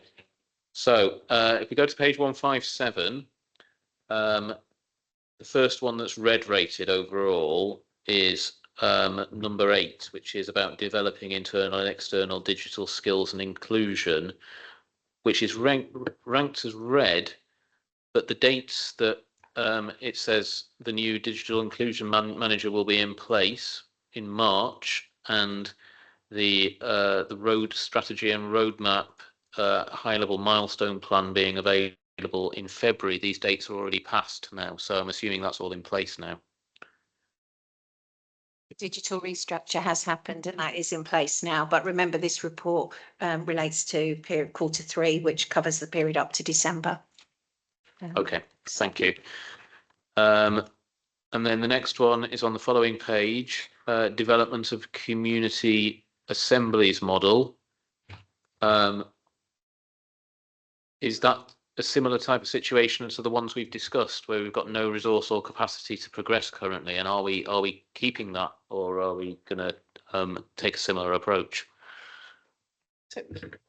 I can come in on that if helpful, Chair, because it's my areas. Yeah, so Jess, is that you, Jess? Sorry. Yes, apologies. Yeah, and I realised I didn't introduce myself last time I spoke. So just for the record, Jess Crow, Corporate Director of Culture Strategy and Communities. So yes, I mean the policy team has been quite stretched over the last year and has focused on some sort of more, I suppose, time critical activities, the borough vision, the new youth strategy, the libraries consultation, the budget consultation. These were all quite time bound things, and we've been holding vacancies in the team to contribute to the financial position.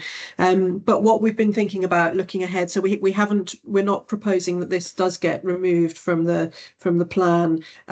We think that there could be an opportunity to explore it around one of the calls to action in the borough vision. So as members might know, we're about to sort of formally launch the borough vision and see if we can set up some working groups around each of the calls to action and get that moving. So it will be dependent on us being able to boost capacity. We are intended. There's been another sort of mini restructure in the team to focus resources on resident participation and engagement rather than sort of pure policy work, if you like, and we hope that's going to create more of the right kind of capacity to be able to take this forward. So that is there is an intention to get that underway, so it's sort of slippage rather than dropping it completely. Okay, thanks. Has anyone got any further queries on that one? No. Okay, thanks, Jess. The next one is on page 160, number 27. Which is about reducing demand to customer services, which is red rated. Yeah, because of capacity challenges. So, Councillor Chandabani, do you want to anything? Sorry. Well, I mean, how are we working on these capacity challenges, or is this, you know, we're talking about whether we're going to continue trying to do this, or what's the situation with it currently? That's quite a broad question. So I'm conscious that a lot of people want to be home before 10. I guess what I would say is that for me, this should be a number one priority because it is our front door. And if we can't get it right when people contact us, then everything else just becomes a mess. I personally feel that a lot more priority needs to be put on this. And it can't be done by one team. It's got to have a whole council approach. One of the first things we do need to do is make sure that our digital offer is at least within the 21st century, if not the 20th century. We are still running a customer service like we are in the 1990s, people coming in with pieces of paper, using old scanners that don't work. We've got people queuing up, trying to get the most basic, simple stuff done. So there is a massive need to ensure the resources comes from the digital transformation program in order to make sure that we don't have continuous repeated delays in getting people help the first time. I think the second thing that I would say is that we can't afford to carry on running expensive customer services with people needing to speak to human beings either on the phone or face to face. We just can't afford to do it. And I hope that this committee really does ask a kind of more broader question about what's been prioritised and what needs to be done first. So I'm really frustrated. I've been cabinet member for 5 years, and I think that this could have been a response from 3 years ago, from 2 years ago, from 4 years ago. Some of the kind of more piecemeal, and I wouldn't say it's strategic, but kind of more piecemeal on a localized service by service issue. There's some movement being done, but this needs a massive strategic overview. It doesn't need little projects being done here and little projects being done there. So we are aware that there's still some things that parking IT can do to stop demand, and the parking service are working on a program to get that resolved. We do know that people are coming to us for housing repairs, and no matter how much technology you have, you still need a glazier to fix a window, so you can't get an app for it. However, those people keep coming back and keep coming back and keep coming back. And the same with our own casework. You know, we get a repair, we send it in through members' inquiries, we then chase it up again, and we chase it up again, and we chase it up again. So that experience is happening on the phone, that experience is happening in the face-to-face centres. And that's not something we can do just as one service. That's a whole council approach, and that's something the Housing Improvement Board, which is chaired by the Chief Exec, is working on, and how to get all of those repairs and all those contracts to have the capacity to deal with the backlog. Council tax is another example of where there's a major backlog in council tax. So people keep phoning. We've all had it in our caseload. I've moved in 4 months ago and I still haven't had a bill. Please, somebody help me. And those people are phoning as well. So I understand that the council tax team is recruited extra capacity in order to bring that down. So some of this, half of this cake is made up of needing to have a digital offer, and half of this cake is to make sure that customer service, who are just a messenger, just like us in our surgeries, are not having to deal with things that because there is something not quite working in the services that they're trying to access. And so therefore it needs a kind of more holistic program board kind of mentality to have all of the right agencies around the table, internal agencies, to actually have a robust program of what people can do and how that all knits in. So there are going to be some shifts and some movements, but I think that they're being done on individual initiatives of individual services, and I would like to see, and I've been pushing for as cabinet member, a real strategic investment program. And I know all of you know, because I've been coming to Scrutiny for 5 years. I don't want to blag you and tell you that it's all going great. You know that because you've all got customers waiting on the phone for 2 hours. So we do need to make sure that this stays on the agenda for Scrutiny, and it's constantly asked about what is it that the programme is, what is it that we're doing, what are the key milestones, and so that we can really see what everyone should be doing, because it's not just one service or one assistant director or one director. It is the front door for the whole council. Okay, thanks. I mean, it states capacity as the main reason. So are we getting additional capacity in order to help progress this? To my knowledge, and from an email that I got at 6:40 today, I need to get confirmation of when that would be. Is that fair? Okay, thank you. Okay, so we've been through the stuff on pages 162, 63, I think already. So everything else is rated green or amber until page 168, which is developing an approach for greater alignment with young carers activity, rated red. So I just wonder if we could have a little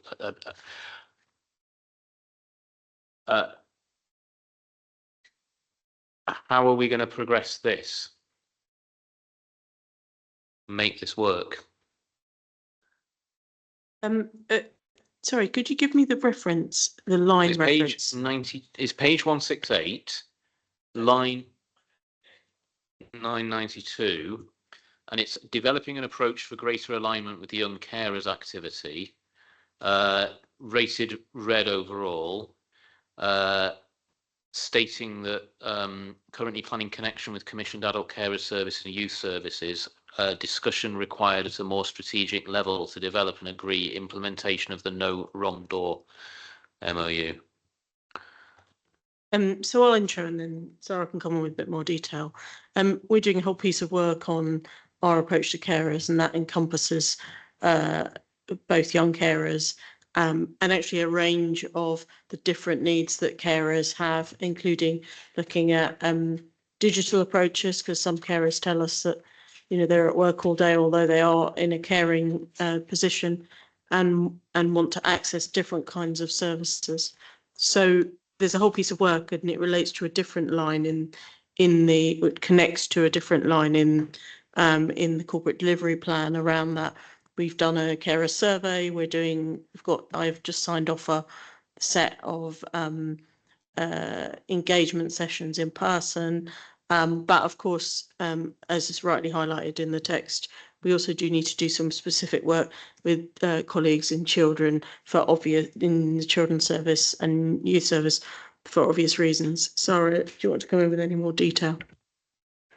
I think I was going to say very, very similar. So it's part of a wider piece of work, and will be the sort of the next evolution of the carers work.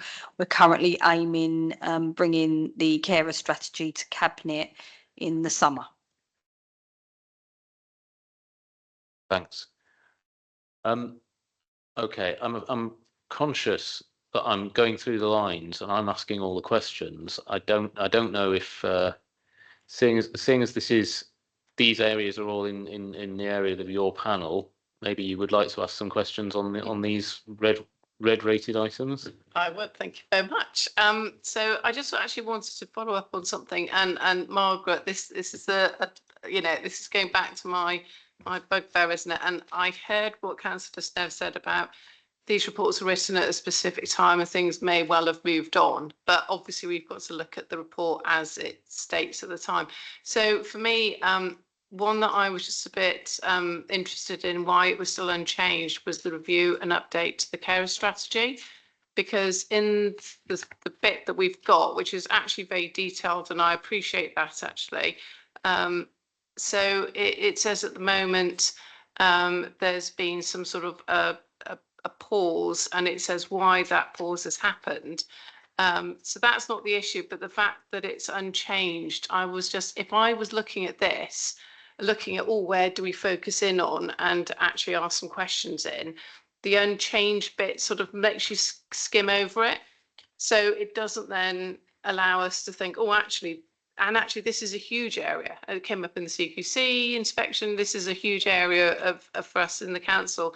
And actually there is a huge amount of work going on, but so it's really a question around how we rate these and then how we then look at them, because as as the chair said, you go through it and you pick out the ones that are red or, are looking at, that there's a problem with. It's just really about how we sort of tackle it a bit better, or flag it up a bit better, I think. Thank you. No problem. The direction of travel saying unchanged is really trying to measure what's changed between the quarters. So it gives us a bit of an early warning if things are going in the wrong direction of travel. Between Q2 and Q3, unless things drastically have changed in the RAG ratings, the majority are, I think it was about 75%, were unchanged. And that doesn't mean nothing has happened. It just means that in terms of the RAG ratings, nothing material has changed to say from between Q2 and Q3, something has, moved from a red to an amber or red to a green. And those, because it's basically done on the scoring. There's a score attached to each red, green and amber. So if people give the same RAG ratings each quarter, then and stuff doesn't change, then that's what that direction of travel will indicate. So it's really a kind of a way for us to assess the trends. Are things moving in the right direction, and are things changing massively? And with some things, there are clear definitions for each of the 5 factors. Time, budget, resources and so forth.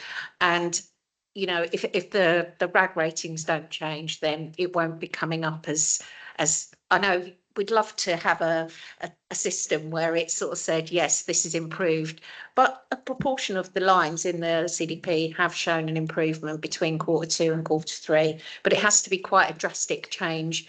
Something has to change a traffic light in order to really show an improvement in the direction of travel. And if something's all green, then obviously, if that doesn't change and it remains all green, it's still going to say unchanged. Does that help to clarify a little bit? Yeah, so what we're saying is we haven't actually got anything that literally tells us if something is getting better or worse, even though if you're getting a similar number, but actually you've got a suspicion like Councillor Chandwani was saying earlier, look, this is an area, it's a big concern. Actually, sort of read across the piece, it was a lot easier for us to pick up. But on things like this, it's like there isn't anything like an arrow to say, well, its direction of travel is going down, or it's just an early warning. And I think, I just wondered if there's something there that could be, I know you've got lots of nice colours on it, and I appreciate that, but it's just, there's a lot of unchanged, and it's just really what direction things are going in. Anyway, that's just a comment from myself about how we pick up on areas that we need to focus in on a bit more. But thank you. Okay, thanks for that. And I think just to speed this up a bit, because I think we want to kind of end the meeting fairly soon. I just want to ask if you have any further questions on the adults bit of the CDP before we move on to the later stuff. So I know that on a lot of mine there's a huge amount of detail. So I think as I spoke to the chair before the meeting, I think this would be an ideal report to take back to the Adults and Health panel, scrutiny panel, so we can look at it and give it the time, to be honest. So we're not having to rush through and asking you for a 3-second answer on something that's actually quite complex, to give it the proper time. So if that's all right with you, Chair. Yes, that's fine. That's fine. And so then the remaining red lines, I think there were 1, 2, 3, 4, 5 of them.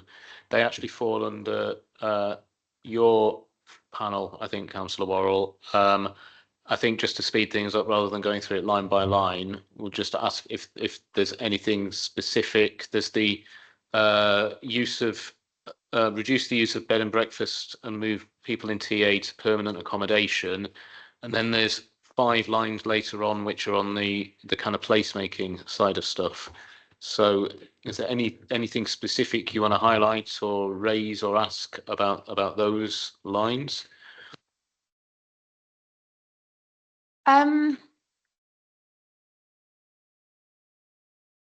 Yeah, I mean, I think the placemaking stuff has kind of been covered in the budget scrutiny process. Am I right in saying that?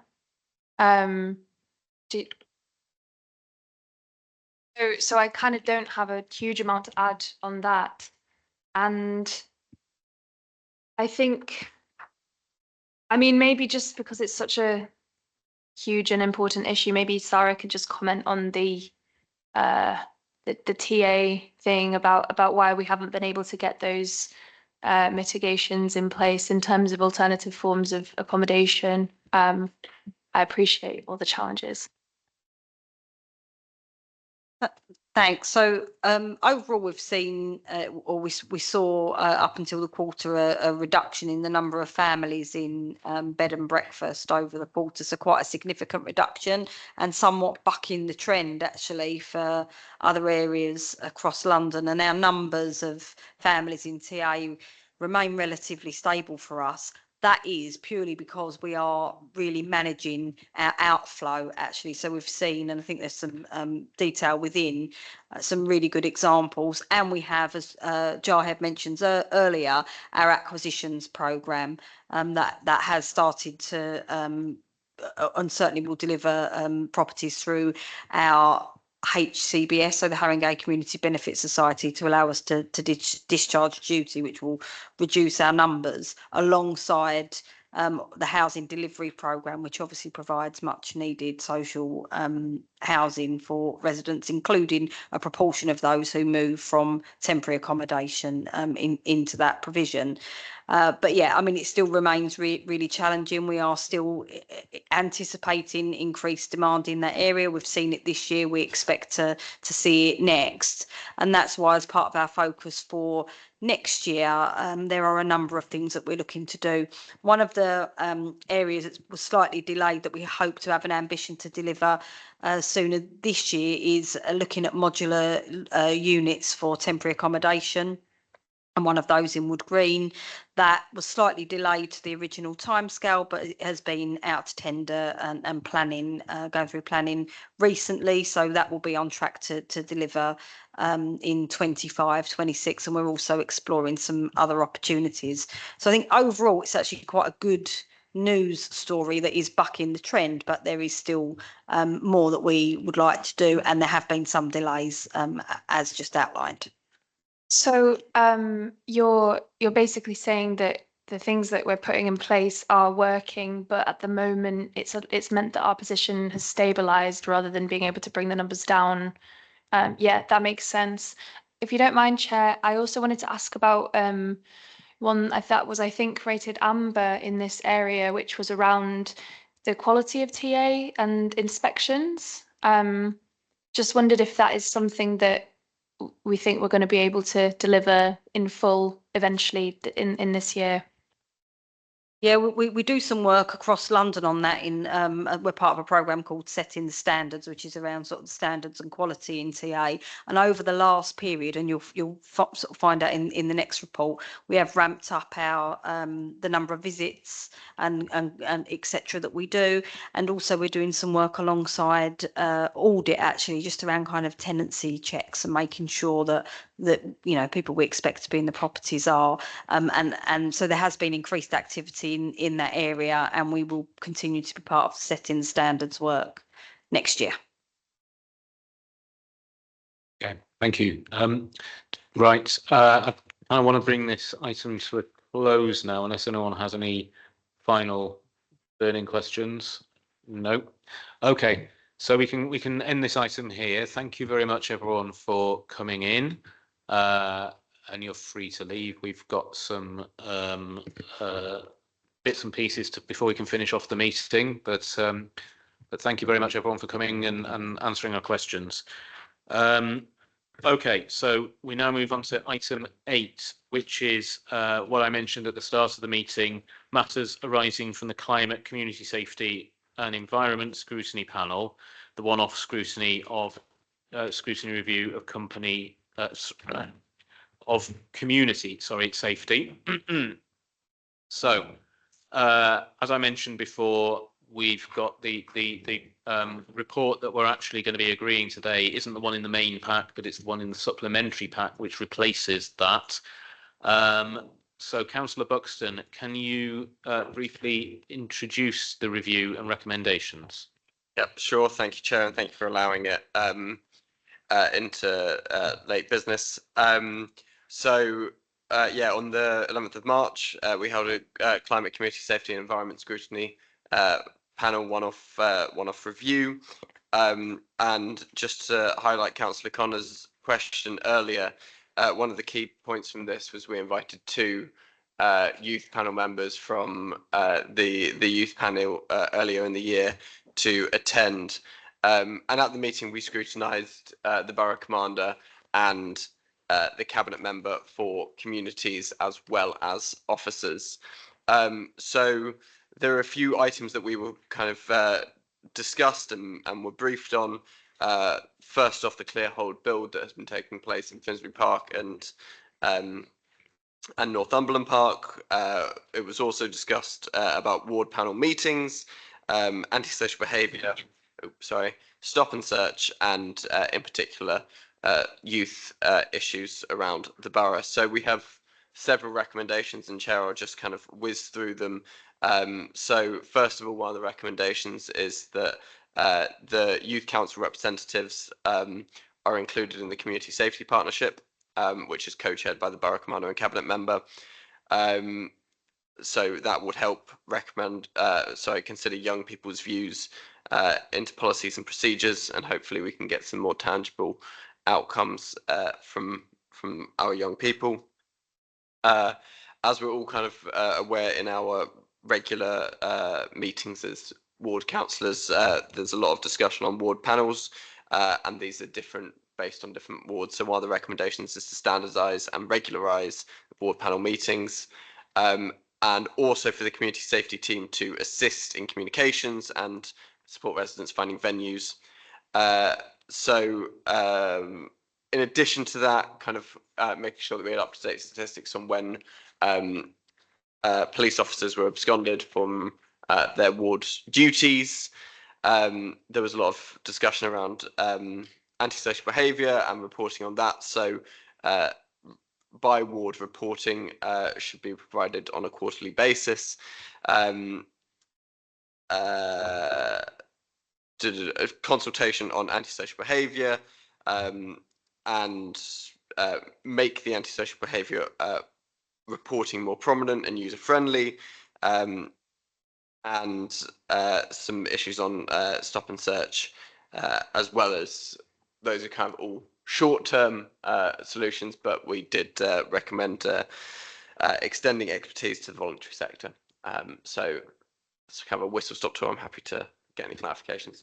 That's great. Thanks very much. Now, as this extra paper was circulated quite late, I propose that we pause the meeting for a couple of minutes to give members the chance to read through these updated recommendations, which everybody should have a copy of in front of them. So are we okay to just pause to give members a time to read the recommendations while we decide whether to agree them? Okay.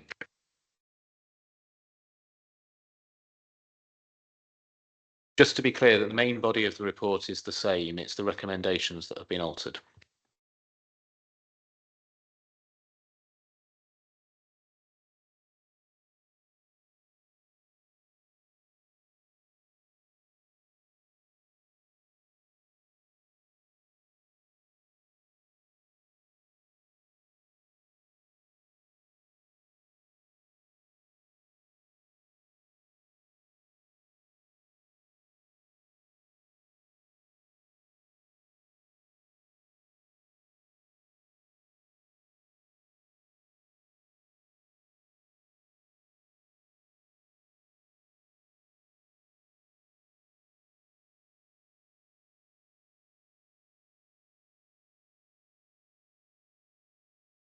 So there'll be an opportunity for questions when we restart the meeting.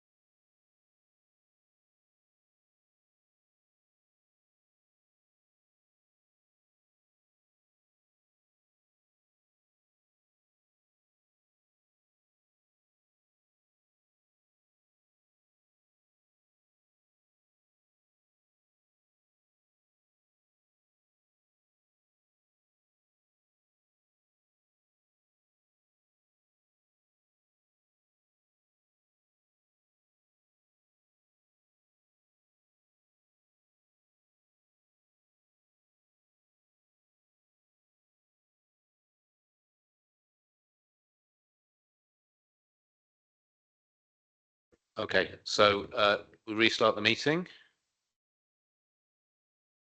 Yeah, we okay? Yeah, so the meeting is restarted. Right, so do we have any does anyone have any questions for Councillor Buxton on the report and its recommendations? Councillor Ganesh first then. Thank you, Chair. It's 3.4 recommendation. So this is for the Cabinet to basically request from the Borough Commander to organise quarterly ward performance figures on safer neighbourhood teams, visibility and frontline police resourcing for the proposed newly standardised ward panel meeting. This is so that residents understand how many fit for duty police officers are available. Okay, so there is two sides to this recommendation. My understanding is that part of the recommendation that's there, it's already happening in the ward panel, quarterly ward panels. So I just wanted to sort of what's difference there? Yeah, so it was felt by the ward panel that, sorry, it was felt by the committee that and this was also not provided to the committee at the time, specifically on how many abstractions from wards that police officers were taken out of wards, how frequently that happened for various things of, you know, in London protests or various other things. This information wasn't provided to the committee, and from the committee's experience, which was obviously all councillors and someone who runs a ward panel, that this information was not received by ward panels that they had been attending. I mean, I would comment that this kind of speaks to the point, the recommendation on standardising, because I think I don't think the board panel that I attend gets these figures in the forms that you're saying you're recommending that we should receive them. So I think, yeah, I agree with that recommendation. Okay, Councillor Warren. Thank you. Just a point of clarification on 3.9 about short-term projects.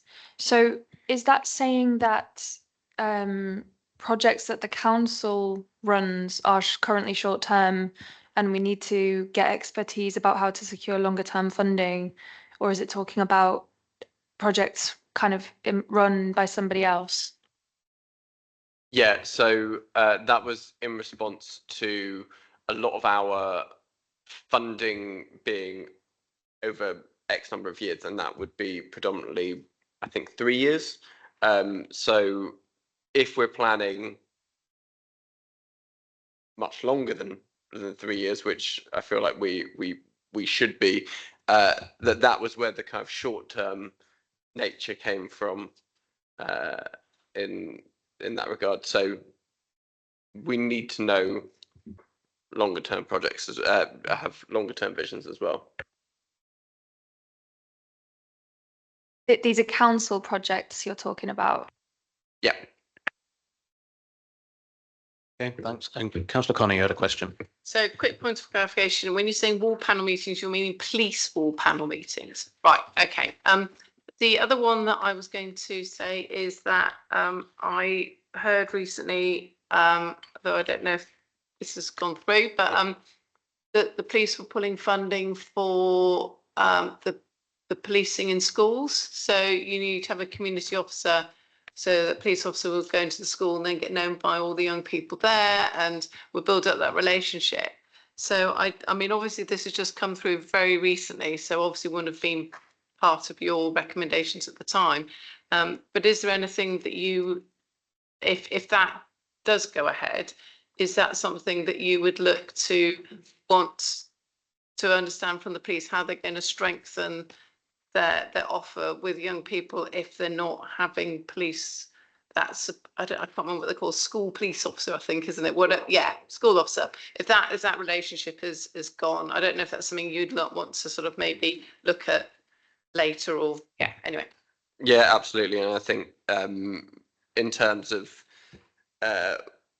what is in the report, the point 3.1, where the youth representatives are part of the community safety partnership, we obviously, as a committee and as councillors, get to quiz the cabinet member as well as the borough commander once a year. So that's an infrequent basis, but if there are more frequent meetings that can be attended and pushed on that, I'll certainly try and put that on the agenda. I assume that we won't be meeting the borough commander again for another 12 months. So, yeah, we can push it as well. Okay, thanks. There's any further questions? No. Okay, so before we move to the resolution, I'd just like to ask committee members to note that some of the recommendations concern specific actions for the police, and the borough commander was therefore sent the report to consider. So although the recommendations relate to the discussions and actions that were agreed at the panel meeting on the 11th of March, if there are minor technical amendments put forward, for example, for clarification purposes, by the borough commander, then I propose that we agree the report and recommendations subject to any of the minor revisions that we might receive from the borough commander. Just to provide further assurance, and in the event that there are minor revisions received, I also propose that we delegate authority to the Democratic Services and Scrutiny Manager in consultation with Councillor Buxton as Chair of the Climate, Community Safety and Environment Panel to take forward the updates and submit the review to the Cabinet meeting in June for a Cabinet response. Okay, that was a mouthful. So all of that I just said, is that agreed? Fantastic. And are members happy to agree the updated report and recommendations in the supplementary pack, not the main pack? Agreed. Agreed. That is agreed. Fantastic. Right. Okay, so that's item 8. Item 9, Councillor Buxton, you're starring this part of the meeting. So this item is to approve and amend the draft terms of reference and scoping document for a scrutiny review on the prioritisation of cyclists within the Walking and Cycling Action Plan. And it's going to be conducted by your panel, Councillor Buxton. So do you want to provide some brief comments on the aims of the review? Yeah, so busy time in the Climate, Community Safety and Environment Scrutiny Panel. So I mean, this review was kind of born out of several factors. There was discussion of cycling at the Scrutiny Cafe. We had a productive scrutiny session with the cabinet member for climate action. And there was a third one that's now slipped my mind, so it will come back to me.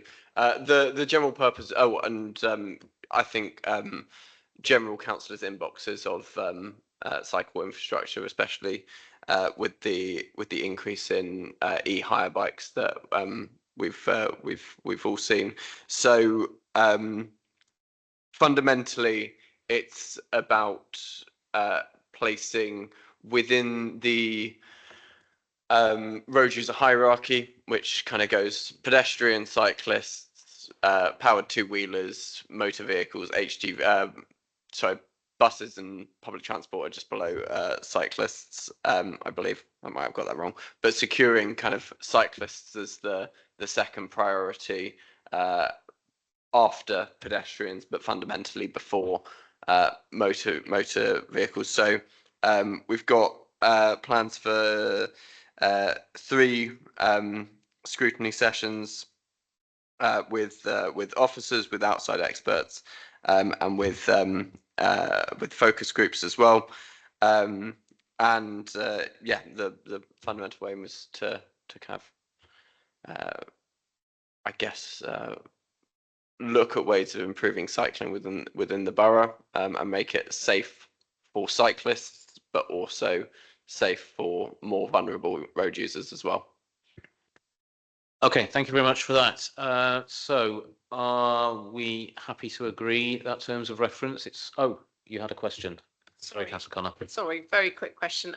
So a lot of residents talk to me about pedestrians, and there's been a number of near misses from cyclists, unfortunately. So I'm just wondering in this, and I fully agree with cycling. I'm a huge supporter of bikes and getting everybody out, but I'm just wondering how you're going to capture views of people, or how you're going to capture the pedestrian aspect, because obviously you put that in the hierarchy, didn't you? And I imagine you'll get a lot of input from people who are keen on cycling, because there's big organisations. I don't think there's any organisations about people walking around or getting around by any other means, you know, and any other pushing buggies, wheelchairs, etc. So I just wondered if you're able to sort of capture what their thoughts are as well, because I think that can add to the process. Thanks. Yeah, and I mean, I think we'll definitely be looking to reach out to local groups. There isn't a dedicated pedestrian group, but there is dedicated for example, our disabled disability Haringey, who will have strong influences on this, and there are plenty of groups that do still have quite I'm thinking of, you know, off the cuff people like Mind in Haringey, who do organise walks and things like that within Haringey and have particular users there. I think fundamentally we didn't want to make the review about pedestrians in particular. We wanted to make it about cyclists. That's not because pedestrians aren't the most important, and that is why it's within the road user hierarchy. But it is fundamentally improving cycling for cyclists, but also more vulnerable road users. So if there is problematic behaviour that is coming about from cyclists that come from near misses, for example, we want to understand why that behaviour was occurring in the first place, which, you know, without preempting anything, you know, is you know, in the grand context, both those groups are still the vast majority of deaths and fatal accidents are them, and they're being caused by motor vehicles, not by them. So I see your point, and we will include pedestrians and welcome any views from there as well. Great, thanks. And I'll be interested to see actually what comes out of this review, especially when you were looking at, like, you know, the hierarchy in terms of vulnerability and conflict between different road user groups, and the different kinds of bikes, like the bikes that you actually have to pedal, the bikes that you have to pedal but have electric assistance, the bikes that can go at 30 miles an hour without you moving your legs, you know. And I think there's kind of a hierarchy within bikes as well in terms of vulnerability and conflicts. I mean, that's something that we're gonna discuss. I think fundamentally, from my brief sprint as a bike shop boy when I was 15. There is a fundamental difference between a powered assisted bike, a pedal assisted bike, and one that is just a battery strapped to a bike. That's a moped in most senses of definition, and in most cases is illegal. So yeah, we'll certainly be looking at that sort of issue as well. Great, thank you. Okay, so are we happy to agree the terms of reference? Fantastic. Thank you very much, everyone. That's the end of this meeting, and it's also the end of our meetings for the year, for the municipal year. So I don't think we know when our next meeting is going to be, because the calendar hasn't been published yet, has it? Dominic, you have any idea? It's not been published yet, but there is a draft, and it will be published in the next couple of weeks. Great. I'm looking forward to seeing that then. Okay, great. Well, thank you, everyone. Have a great end to the municipal year, and see you next municipal year.